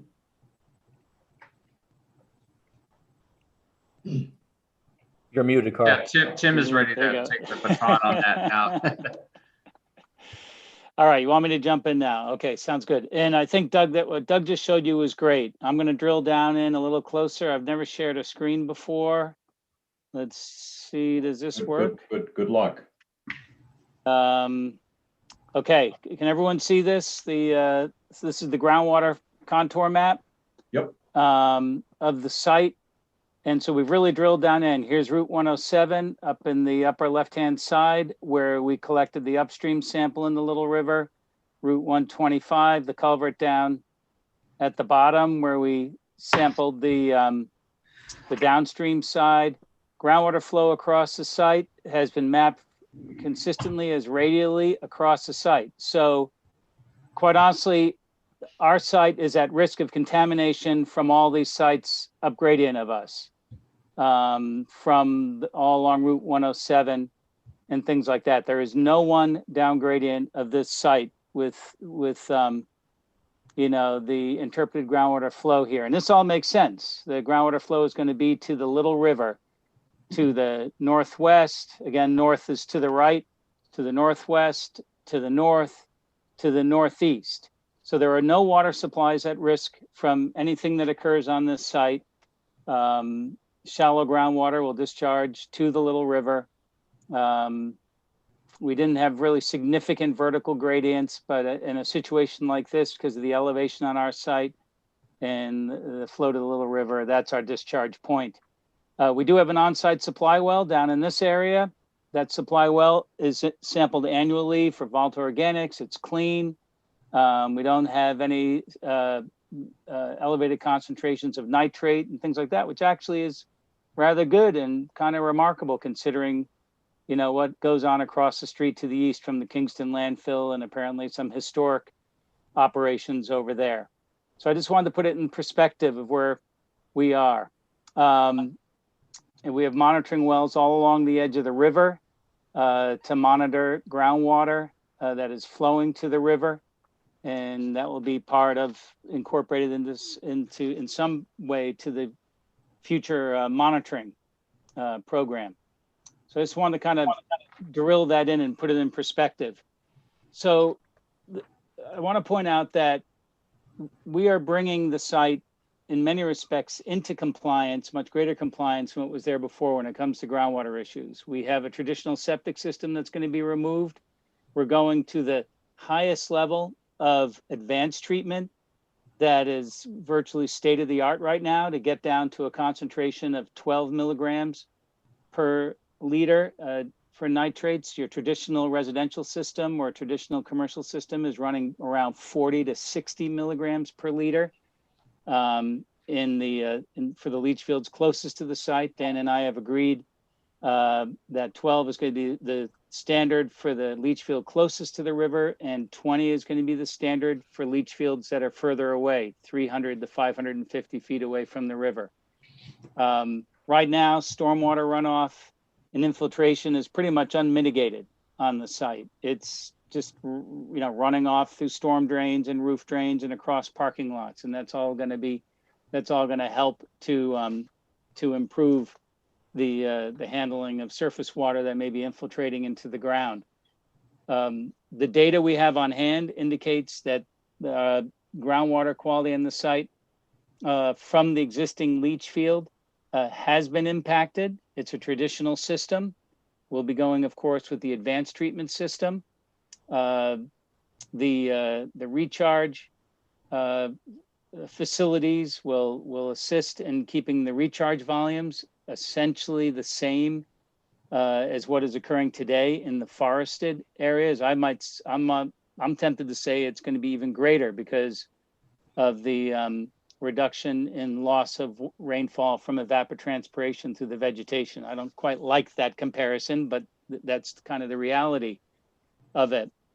As far as Dana's memo goes, the February 1st memo where she walks through the components, as you've read it, she pretty much is we're in agreement, and essentially all of the factors. The only sticking point is the water quality issue, and it primarily revolves around chloride. And I think we've discussed that quite a bit, that, using best management practices and the Green Snow Pro program with its certifications, with its reporting requirements, and that, we'll be able to manage the groundwater and prevent impacts that we would consider detrimental enough to impact the surface water of the Little River, which is really what we're looking at here more than anything else, because that's our discharge point. We, of course, are going to need to comply with the DES guidelines for groundwater quality. And in addition to, the surface water standards that have been mentioned earlier, the acute and chronic standards for surface water with respect to some of the key items like chloride that we're dealing with here. So I'm confident, based upon the significant effort that the debate group has done to handle stormwater, handle infiltration, the advanced treatment of the septic systems, that we can successfully manage the groundwater quality and quantity of water in the aquifer, that there will be no, detrimental impacts beyond, what, like someone said earlier on the planning board, any development, whether it be residential or commercial, or look across the street at this, the senior housing facility, all these facilities are impacting groundwater. But I would have to say for this site, I suspect we'd be managing things more effectively than virtually any other site in Kingston. And you can't really ask much from much more than that from an applicant. And I'm confident we can handle it, and that the monitoring program that Dana and I will work together to design as licensed professionals, that we'll come up with something that we can monitor the groundwater and surface water and feel comfortable that we understand what's happening at the site and take whatever additional mitigation efforts are necessary if we, in the rare instance that we actually do see some impacts that need to be mitigated further. And I'm happy to take any questions. All right, thank you, Mr. Stone. Carl, do you have any other words before I turn it over to the board for discussion? No. Okay. Dana, I don't know if you'd like to address anything now or wait as we go through each of these items and comment as you feel appropriate, or take questions as appropriate. I think that probably just taking questions is the best way to go. You've all read what I've said here. I do just want to point out that if you turn the page 4 to page 5, there's some additional information regarding the adherence to best management practices, et cetera, so that section doesn't end at the end of page 4. So, and I think, it comes back down to water quality is the big question. And, what impact it's going to have is, a little bit hard to pin down, just because we don't know how effective the SNOPRO program is going to be. We don't know how consistent the contractors are going to be. There's, like anything, there's going to be some uncertainty in that piece. So that's really where it boils down to. And there's just been enough information out there to show that a site with a large impervious cover percent, even though they have complied with the requirements and kept them below the 60% or even 40%, that's still a considerable amount of coverage on any site.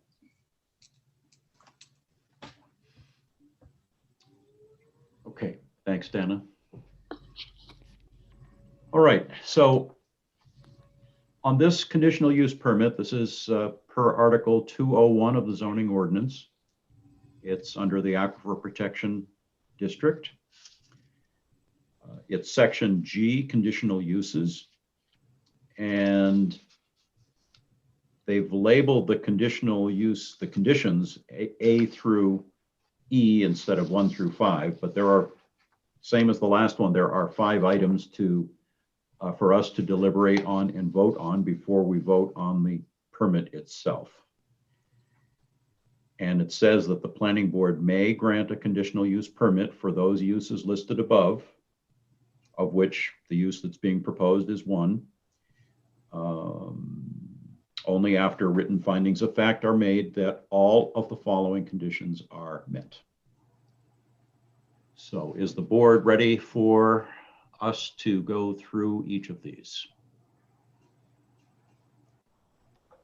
All right, a couple of thumbs up, a couple of head nods, a couple of no responses, so I'm assuming that's a yes.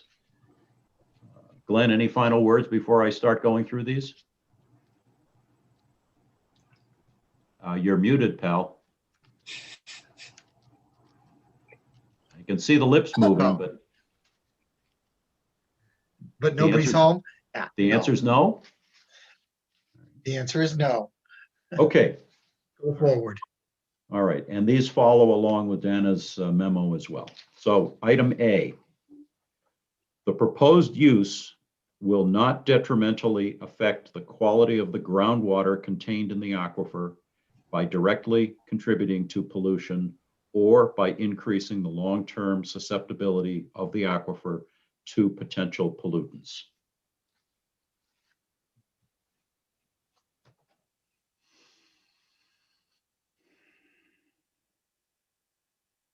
Make a motion to affirm that the proposed use will not detrimentally affect the quality of the groundwater contained in the aquifer by directly contributing to pollution or by increasing the long-term susceptibility of the aquifer to potential pollutants, for all the same reasons that we just spoke about for the last CUP ad infinitum.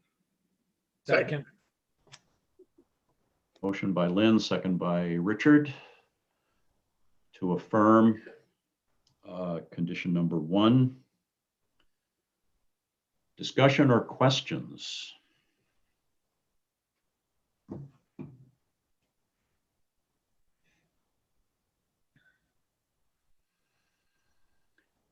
This is pretty important, and I realize it's late.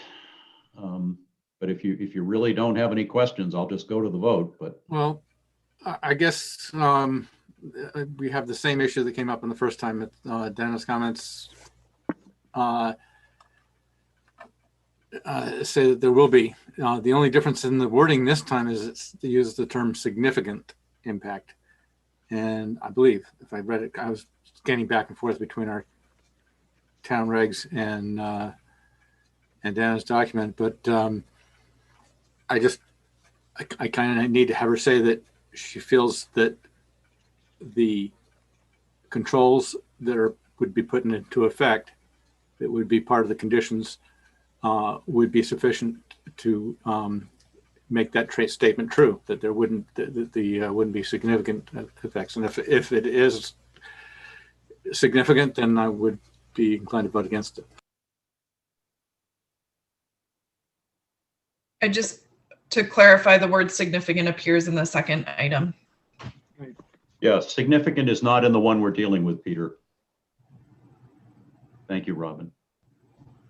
And Peter, you're muted again. You've got to fix your technology, buddy. Yeah, I tell you, I'm going back and forth between, if I'm not on this page, it won't unmute. So, okay, so I'll leave it unmuted, but yeah, it says detrimentally. So I guess we have exactly the same issue before. Is does she feel that the controls that we put in effect would enable that statement to be true?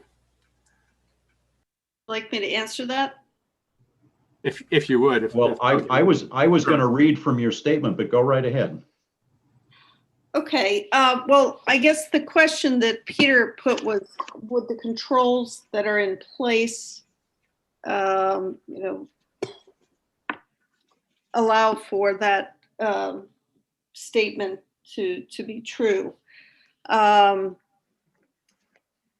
guess it depends on what remediation could be done if those controls do not work. So for instance, as Ellen pointed out, there will be a monitoring program. So if things start to change significantly, what measures can be taken to reverse the contamination? Let's just use chloride as the example, because that's what we keep coming back to. So I guess I would have to just feel comfortable that there would be some means to reverse that trend. So I guess I would have to throw that back to Dubay and ask them how that could be managed.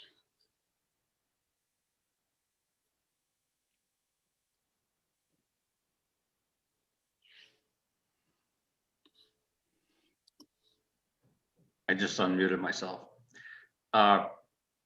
Just a quick answer on that is the Certified Green Snow Pro program that Dana mentioned. There's a full new training and certification program that they've instituted with UNH and NHDES. And part of that program is now a subset, which is even more complex and more hands-on in reporting, is the certified salt applicator program, which is a subset of the Green Snow Pro.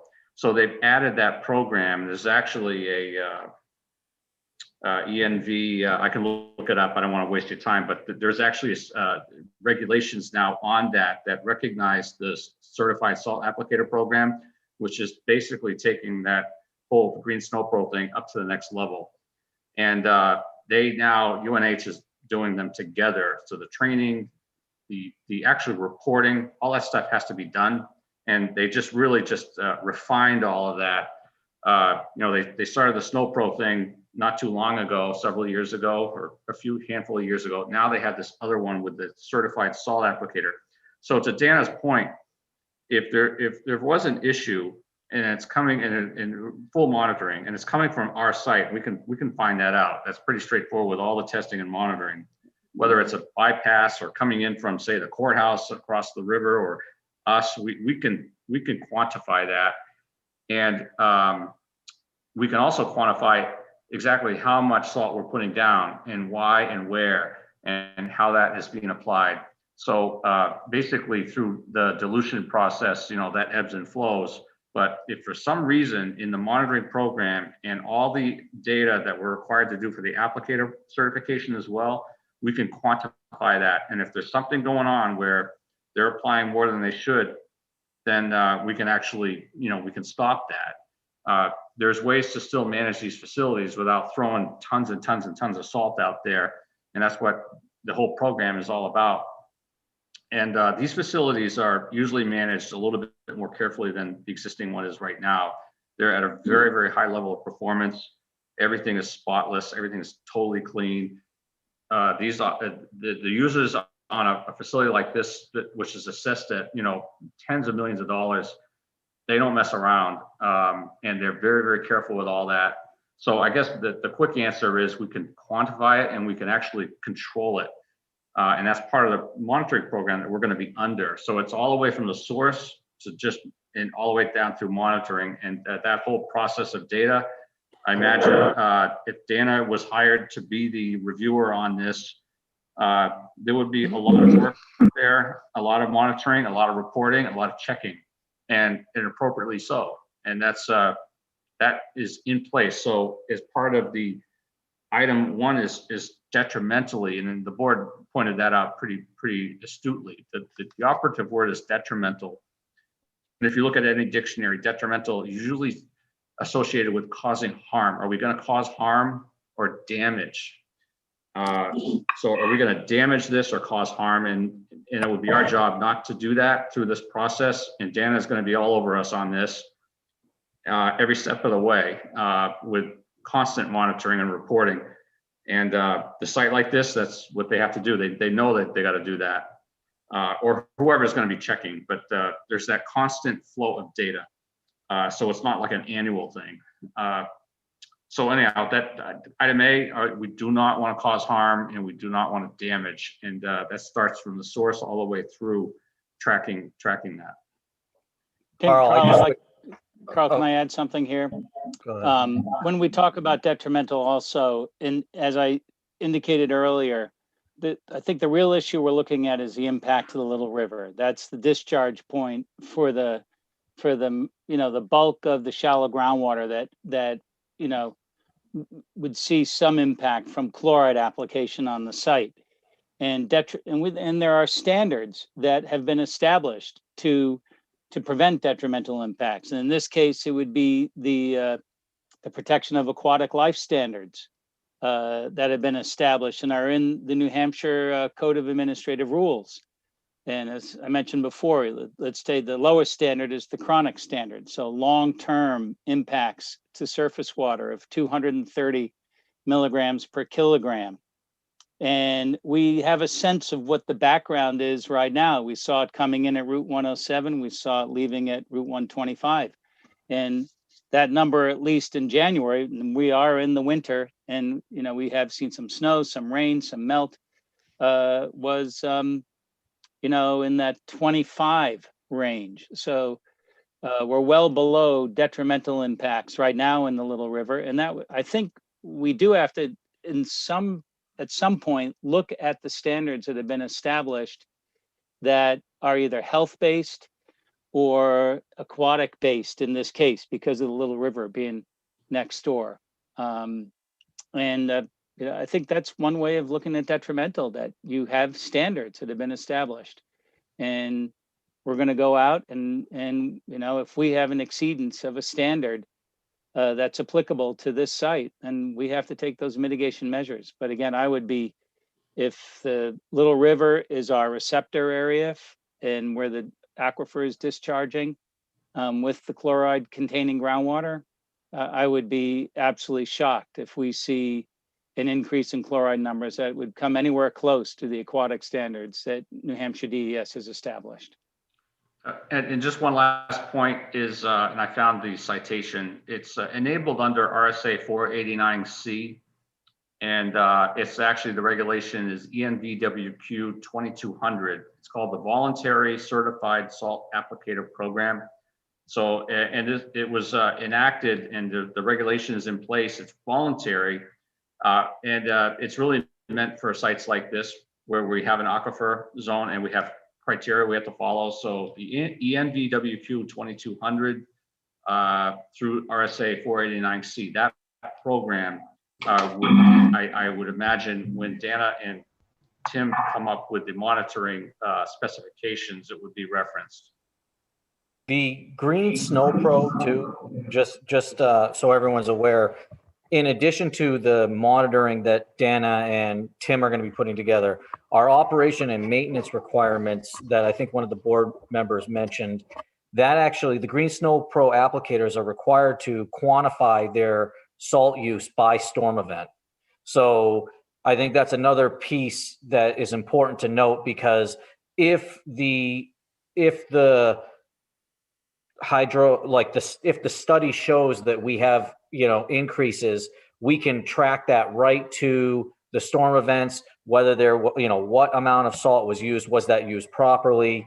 And really, I think, narrow down, as Dana was asking, how can we mitigate? Well, we can see the issue and then we can look at the facts and make adjustments on site. And that would all be done by these Snow Pro applicators.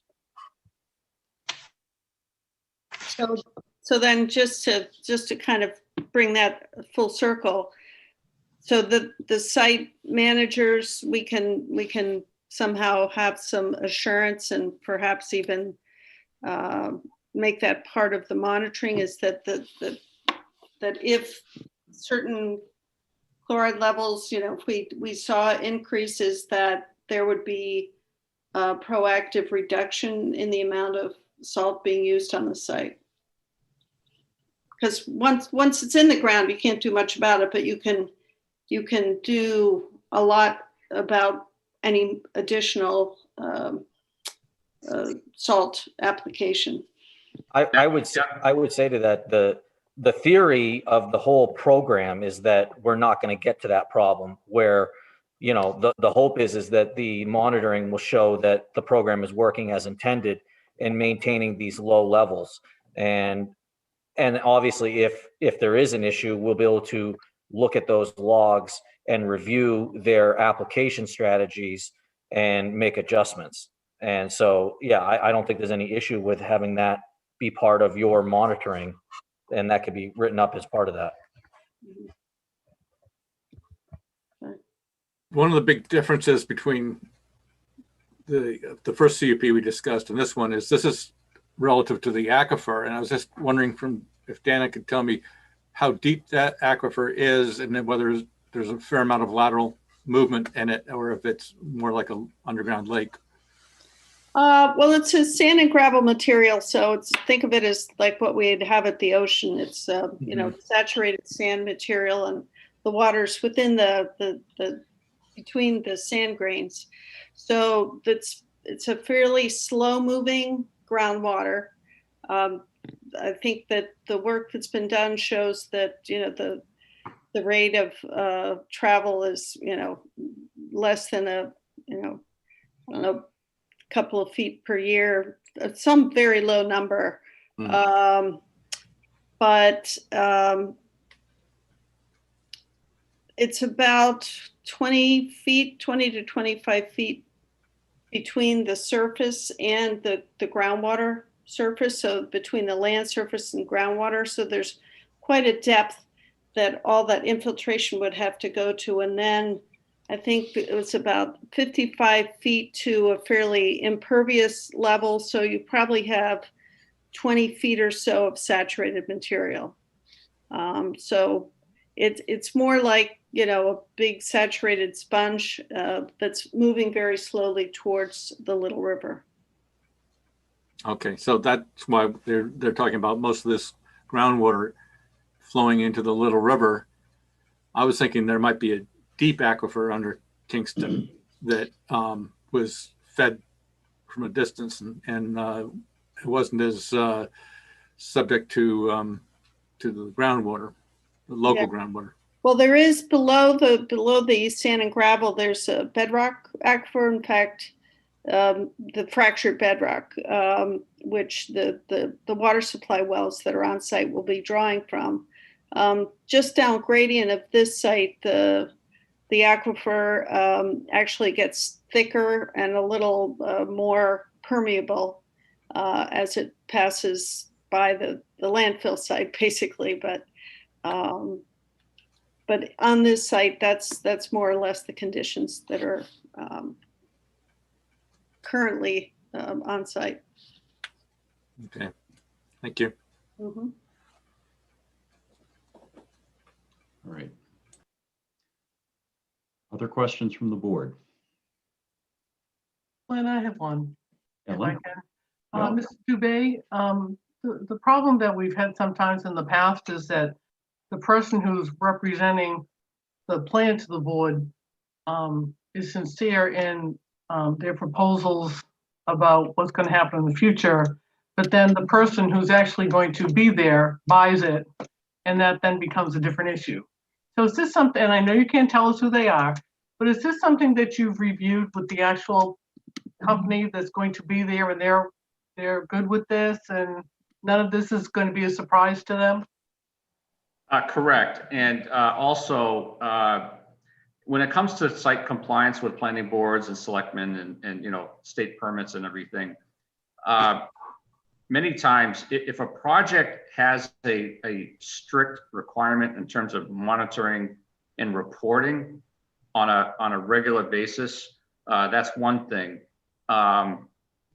because it's constantly being monitored and it's paid for, you know, by the property owner or who's in there, essentially. So there's an active monitoring program. It's not just waiting for something to happen.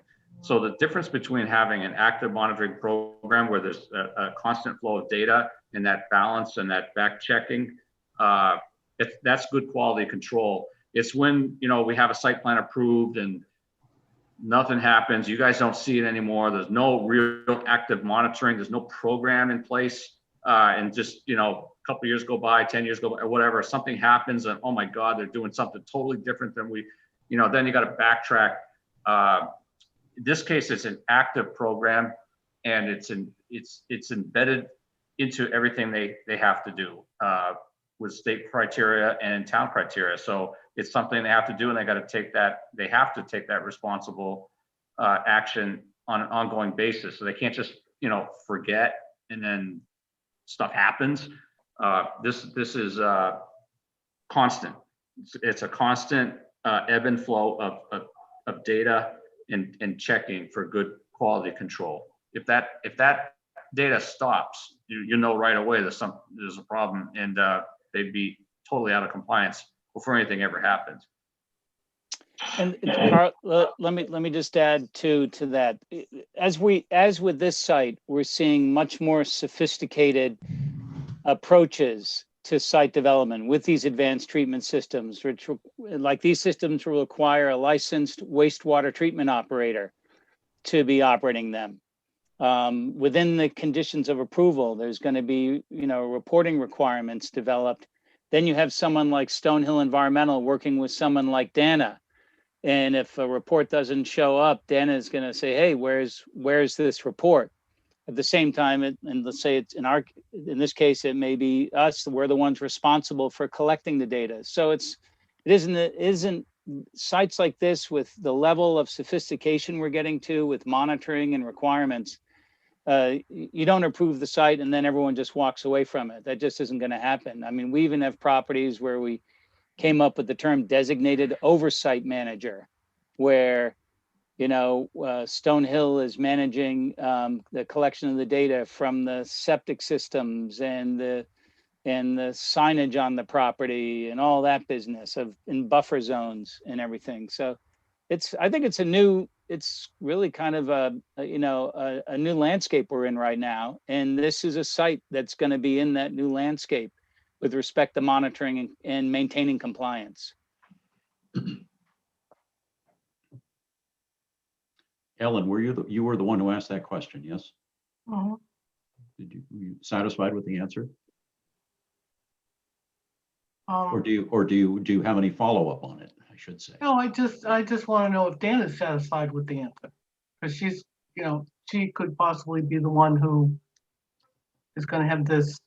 If nothing else, she's going to be the one working out the maintenance agreement for the board as a possible condition. So does this all make sense to her? Monitoring, am I still on? Yeah.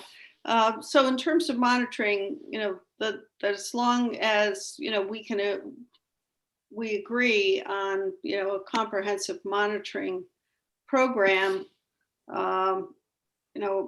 getting somebody on board to carry it out, once that gets going, we should be able to provide some documentation that what's going on the site. In terms of cooperation, it's up to the new site owner to hire whoever it is that's going to do the long-term monitoring. But hopefully any professional organization is going to carry out the monitoring requirements, as part of a contract. So I don't think that's as much of an issue. It's a matter of setting up the monitoring program so that it's solid and will provide the data that needs to be provided to understand both groundwater and surface water quality. Hey, Rich, as the town's pursuing a new code enforcement officer, is this a type of issue that they would follow up on to ensure compliance is being maintained? Absolutely.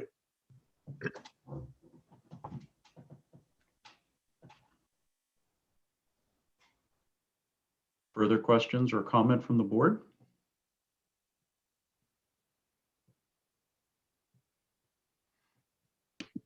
All right, we do have a motion, yes?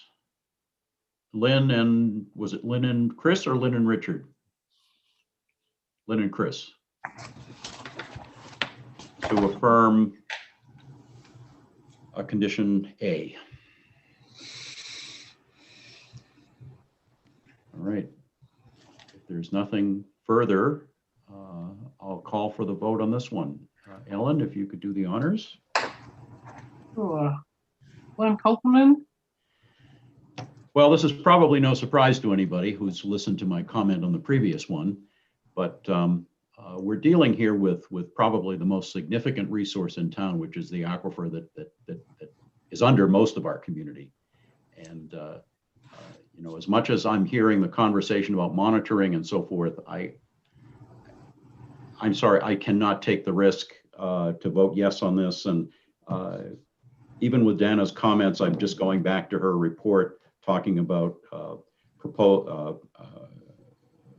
will likely impact water quality, aquifer to potential pollutants will be increased by this project. There really isn't a lot of ambiguity there. So I'm sorry for the long answer, but I felt I needed to justify it. So my vote on this is no. Richard Wilson? My vote is yes, because I think they're taking a bad situation at this site and making it better.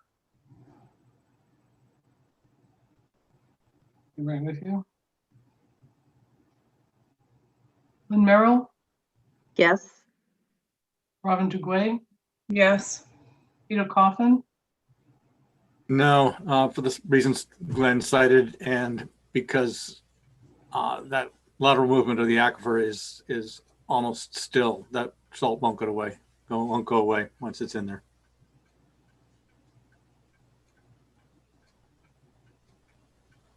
Peter Baiki, Yes. and Chris Brashaw. Yes. Okay, so the motion carries 5 in favor, 2 opposed, no abstentions. All right, item B. The proposed use will not cause a significant reduction in the long-term volume of water contained in the aquifer or in the storage capacity of the aquifer. And this, Dana, this is one of the items that's changed significantly from your first report, because you had indicated a potential of up to a 10% reduction in volume. And in your most recent report, it indicates that where's the wording here? Groundwater recharge will nearly equal existing pre-development recharge. Yeah, I feel very comfortable with that after having gone through all the calculations that Dubay did and comparing them to some of the assumptions that I made. I underestimated the additional recharge that some of these infiltration basins will provide. So I think when all contributing sources are added, I think there won't be any significant reduction in the overall volume of recharge. Okay. I make a motion that we affirm the proposed use will not cause a significant reduction in the long-term volume of water contained in the aquifer or in the storage capacity of the aquifer, because the report from Truslow Resource Consulting LLC dated February 1st, 2021, shows that they're comfortable with that statement. Second. Motion by Lynn, second by Richard.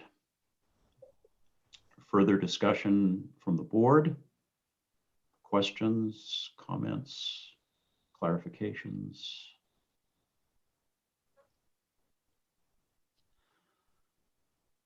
Okay, there appears to be none. And by the way, Glenn and Dennis, as we go through this, I'm not calling on you, but if you have a comments on any of it, just chime in.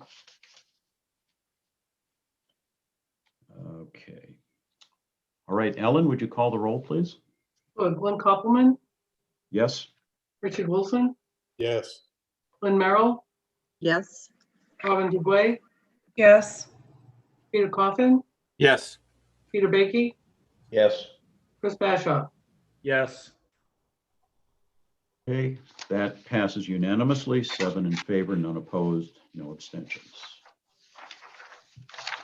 Make a motion that we affirm that the proposed use will discharge no wastewater other than that typically discharged by domestic wastewater disposal systems, and will not involve on-site storage or disposal of toxic or hazardous waste as herein defined. Again, in reference to the comfort of the report from Truslow Resource Consulting dated February 1st, 2021. Okay, motion by Lynn, Second. second by Richard. To affirm condition C, as Lynn read. Further discussion from the board? Questions, comments, clarifications? Seeing none. Ellen, would you call the roll, please? Glenn Koppelman, Yes. Richard Wilson, Yes. Lynn Merrill, Yes. Robin Dugway, Yes. Peter Coffin, Yes. Peter Baiki, Yes. Chris Bashaw. Yes. Okay, that carries unanimously, 7 in favor, none opposed, and no abstentions. And D reads, the proposed use complies with all other applicable sections of this article. I make a motion that we affirm that the proposed use complies with all the other applicable sections of this article. Based on the Truesdale Resource Consulting report dated February 1st, 2021, that says, based on the representations provided by Dubay, the site use and activities do comply with the other sections of this article. Second. Motion by Lynn, second by Richard. Discussion.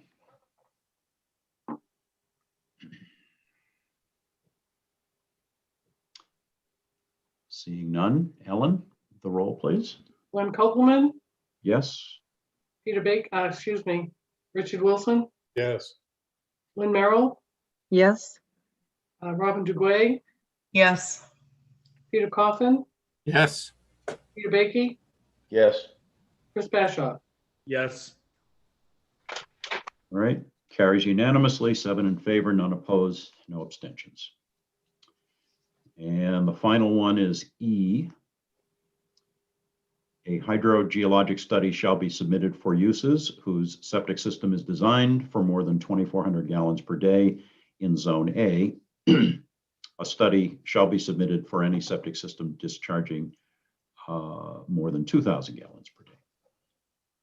Make a motion that we affirm that a hydrogeologic study shall be submitted for uses whose septic system is designed for more than a 2,400 gallons per day. Based on the fact that we indeed have the study in hand and it has been peer reviewed. Second. Okay, motion by Lynn, second by Richard. Discussion, questions? All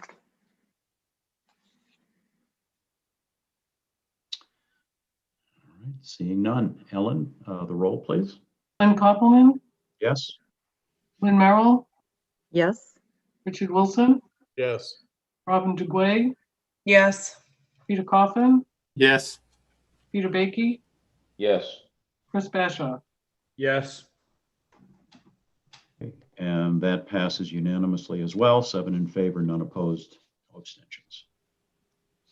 All right, so now if the board is of a mind, they would need to vote on the conditional use permit itself. I make a motion that we grant the conditional use permit for the Aquifer Protection District based on the fact that we have affirmed that all 5 criteria are in compliance. Second. Motion by Lynn, second by, was it Chris? Correct. Okay. Discussion.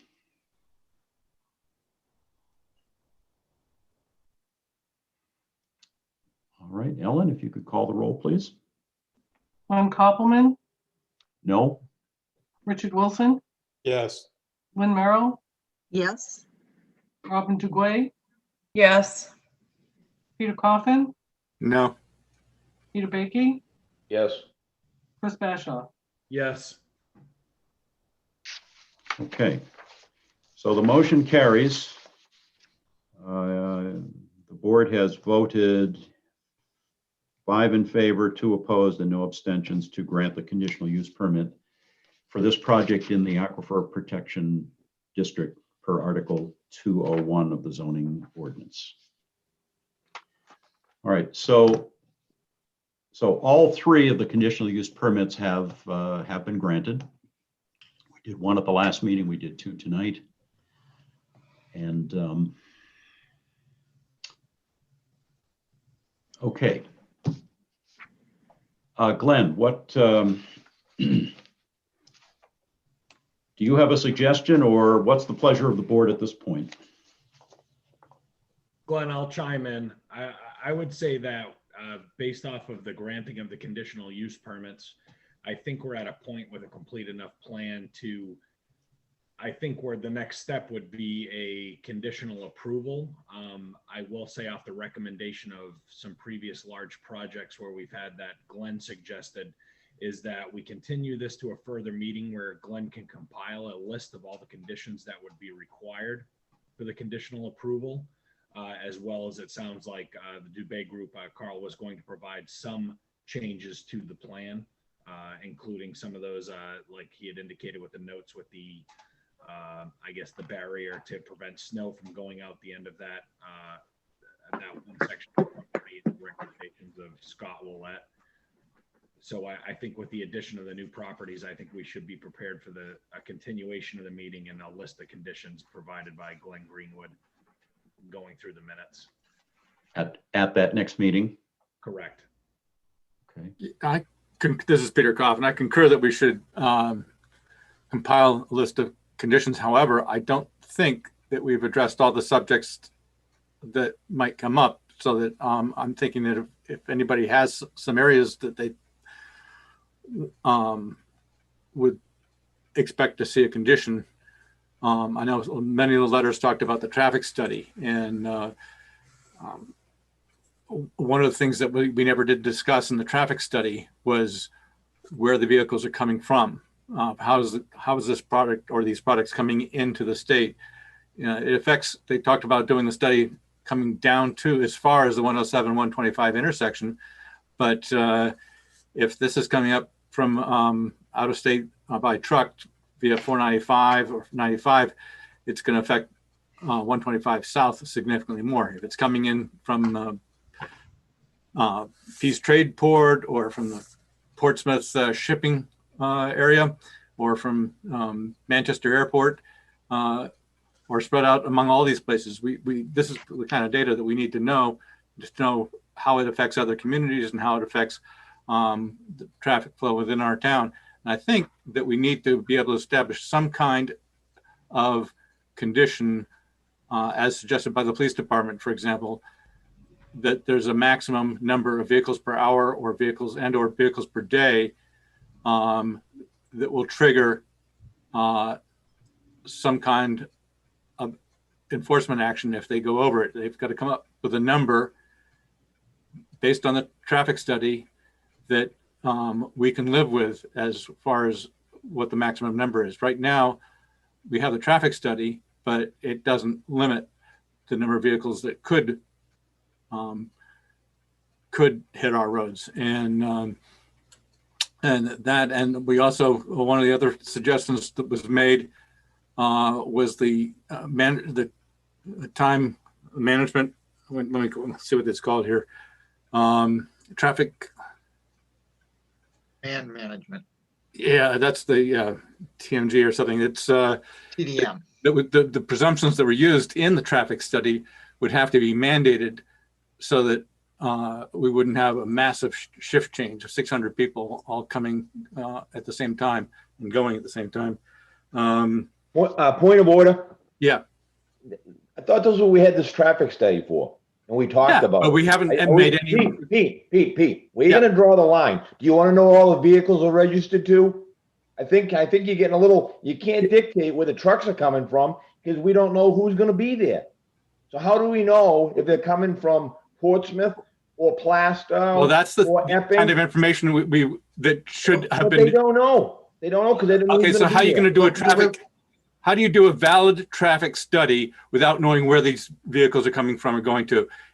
All you know is that they're coming to this particular location and leaving this location. I understand that, but I think you're asking for a question that can't be answered. Right. So we're not They don't know where asking they're coming from. We're not asking them to name. Is it Alibaba or? You want to know how many trucks?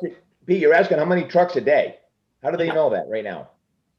They don't. It's a warehouse. They don't. They know. They've given a traffic study that tells us what they expect or what what this type of facility would normally have.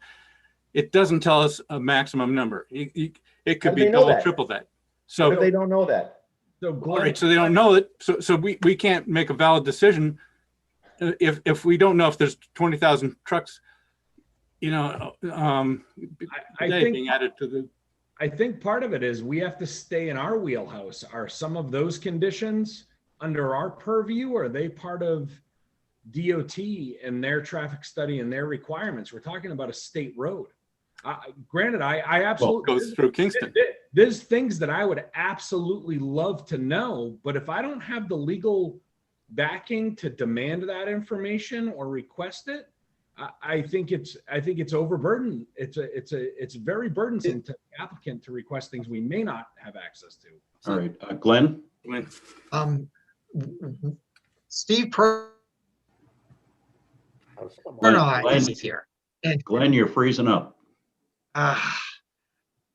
Say okay, again? do you hear me now? Yeah. Do you hear me now? Yeah. Yes. Mr. Pernoy is in the audience. His traffic study does give us indications of where the vehicles are coming from, and does give us numbers of vehicles proposed for the site. So I'm sure he's happy to go over those with us again, but he has given us that information several times before. Yeah. We've heard that information several times. And furthermore, I think that if we start to have backups on the highway, then there's no question that the chief of police can take action to handle that. I'm not sure we need to have a specific number. I noticed with his request, he had written down, Yeah, we had documented significantly higher on an ongoing basis. Well, I think that's really going to be hard to determine what is significantly higher. I'm not sure there's a number to that. Right. And I think that certainly if we start to have backups, just like at the schools, when we have backups at the schools, he's there. When there's a big event, there's going to be backups. They've got a detail or something going on. I think the same thing would happen here. There's not a problem now, and when there is a problem, I'm certain the police will address it. Okay. So you don't think that we can require that the best management practices be used at the site? That's already in the traffic report. The traffic report isn't mandatory. They don't have to follow that. Well, that's not part of our approval. It is if we make it a condition. Actually, Peter, I would argue to the contrary. It's one of the exhibits and part of the data that has been submitted with this application and becomes part of the foundation for any approval that the board might make. Okay, so if we include that, just as the hydrogeologic study is part of the foundation of the application, so is the traffic study. It's already in there. We don't have to do anything. It's already part of the. So we're basically, if we made an approval, if we approving that traffic plan with all the assumptions that are made in there, and then if what? If the number of vehicles was twice what it is in the traffic plan, then what? Then there's nothing. The traffic study gave us a set of proposed traffic numbers. Those numbers resulted in a traffic study that gave us a number of recommendations that included improvements to the highway, addition of a light, to manage the proposed number of vehicles associated with this project. Our conditional approval would, in fact, go into depth stating that requirements are the recommendations found in the traffic study or improvement to the roadway. I mean, this is stuff that has already been provided to us and discussed. I understand that what we're dealing with is a traffic study promulgated on nationwide figures for a kind of use being proposed. So if they tell us there's going to be 600 at the shift change in the middle of the day, maybe that number is going to fluctuate higher or lower. But we have a report that is based on technical scientific knowledge by traffic engineers that we then had another traffic engineer review. And that traffic engineer's review came back saying he agrees with the numbers, the figures, and the recommendations for road improvements that are found in the traffic study. Our conditional approval needs to be predicated upon that information, unless at this late time, the board information isn't legitimate. and I said it at this late time, nothing is finalized until we do a conditional approval. But I am surprised if we're saying we don't agree with what their consultant has provided to our consultant for his review. Okay, and I'm also reading, I'm just going to read from that, our consultant's review, and this is why I'm bringing this up. It says, we recommend that the above requirement to submit a proposed traffic demand management scheme that conforms to the assumptions presented in the PERNAW study for the distribution center be a condition of approval. Absolutely. Okay. It is. That's what I'm suggesting. It is. Isn't yet. It's not yet. That's absolutely right. It is not yet. That's why I have asked in my letter that that's give all the correspondence, all the reports, and finalize what we would use as conditions of approval. Yeah, and I guess my suggestion of, I'm not motioning for a conditional approval tonight. My recommendation is we continue the meeting and give Glenn an opportunity to compile all those conditions that have been discussed in all the meetings. Right. And that's why I wanted to bring up the ones the meetings, the minutes from this meeting. And if in our next meeting we say, Glenn, you missed one, and we all agree to add it, we'll add it. Okay. Yeah. And As long as you're going out at least 2 weeks. Service. As long as you're going out at least 2 weeks, then I will give you a draft copy of the conditions of approval a week before the meeting. Because more eyes are always better than less eyes. I'm more than happy to let you people say that I left something out. Motion to continue. Second. I've got to get a date and time from Ellen to add the motion. I'll get the calendar, but I don't know. Glenn's saying that he can have the conditional approval ready in a week. No, I'm saying if what the board wants to do is continue it out 2 weeks, then I will have my version of the conditions of approval in 1 week. Does that meet the timeline, Ellen, we were talking about for continuing this too? It can. Just give me 1 second to get the calendar. 1 second. I mean, Glenn 2 weeks is different than applicant 2 weeks. So they get shorted like a week. Well, just so you know, in 2 weeks, it's the 16th, which is our normal public hearing night. I don't know what else we have on the agenda. But I think we were anticipating we kind of pushed out the Saddle Up Saloon or the Berkshire Dominion Holdings in anticipation that this is where this one would go. So Ellen, it's the 16th clear. Well, it is. No, I'm sorry. March 16 is when we put Berkshire Dominion. Mm-hmm. Well, February 16th is available. I just have serious concerns based on Glenn's schedule and some people he's meeting with, and the fact that the day before is a holiday, that you guys are going to be able to get everything done that you need to get done on the 16th. But I don't have to do it. Glenn works better under pressure. But does this work for Dubay? Carl, does this work for you? Yes, and actually we started assembling those logistics for Glenn because we have 27 of them, and we've been tracking them and making sure that we've already started coordinating with Glenn on those items to make sure we had our stuff in order. And so this has been already, I think the first package on this was like mid-December, so we were getting close. So this is not coming out of thin air. This is we've been working very hard on these conditions to make sure that you're protected. So I'll make a motion to continue to March 16th at 6:40. February 16th.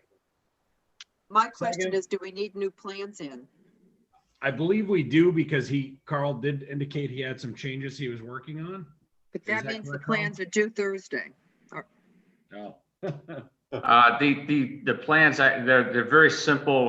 There's only maybe 5 sheets that really need to be seen, that talk about what we talked about. They're very, very minor. We can get those representative sheets over to Glenn if you'd like.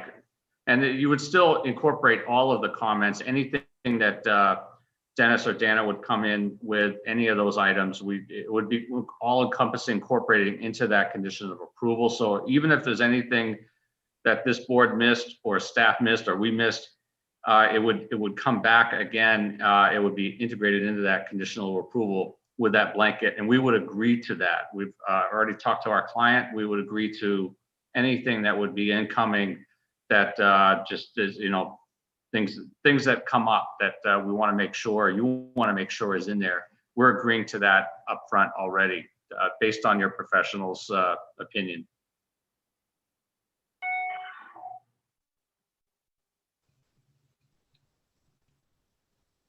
So there's a motion to continue to February 16 at 6:45. And did we establish a date for submittal of updated material?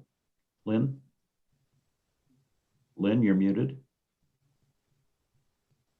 They're due on February 4th, which is in 2 days. Well, Carl, is that doable, Carl? Yes. Okay. I mean, that's our traditional day of having it due. Are you just submitting the 5 sheets, Carl? Yes, we would cross-check those against your comments and Dennis's comments, you know, that type of thing. Dana's, we had already been working on it, on these plans anyhow, like the, you know, easement adjustment or anything like that. So yeah, we can do that. As long as I get it in sometime in the afternoon, not like first thing in the morning. Yes. How many copies does the board want? Does the board want to see these copies?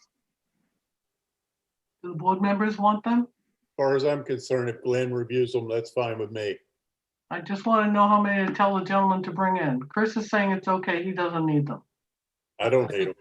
I think if we can get electronic versions ahead of the meeting of any pages that changed, that's all. We can have that on Thursday, Mr. Dubé? Yes, ma'am. Okay, Yeah, great. electronic works for me as well. Yeah, me And too. is it obnoxious to ask for 2 full plan sets? Is that a pain? Full plan sets, it's just, you know, it's over 100 sheets, but I just want to have them out for the public because we've been getting people coming in to look at them. And if I can keep the old plan out if it's just those 5 changes. We can do that. yeah. We can do that. Okay. That's fine. Thank you. And we'll provide electronics, and we can do 11x17s. You know, it's easier to thumb through if you would need. Yeah, no. Okay.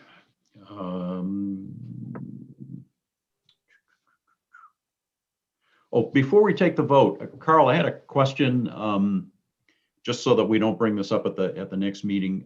Do you have any sense for when DOT would be planning the signalization of the intersection at Marshall Road and 125?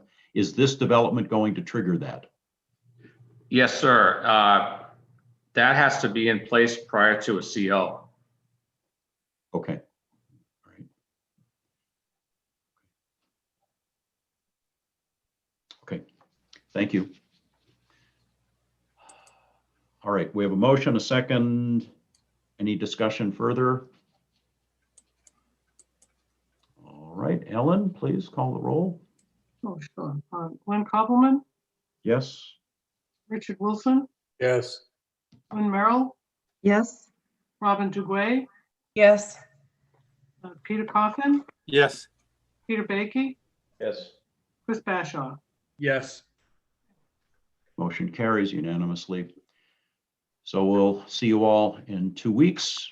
And thank you for your participation. Thank you for members of the public who are still on the call. Thank you to Adam for the broadcast.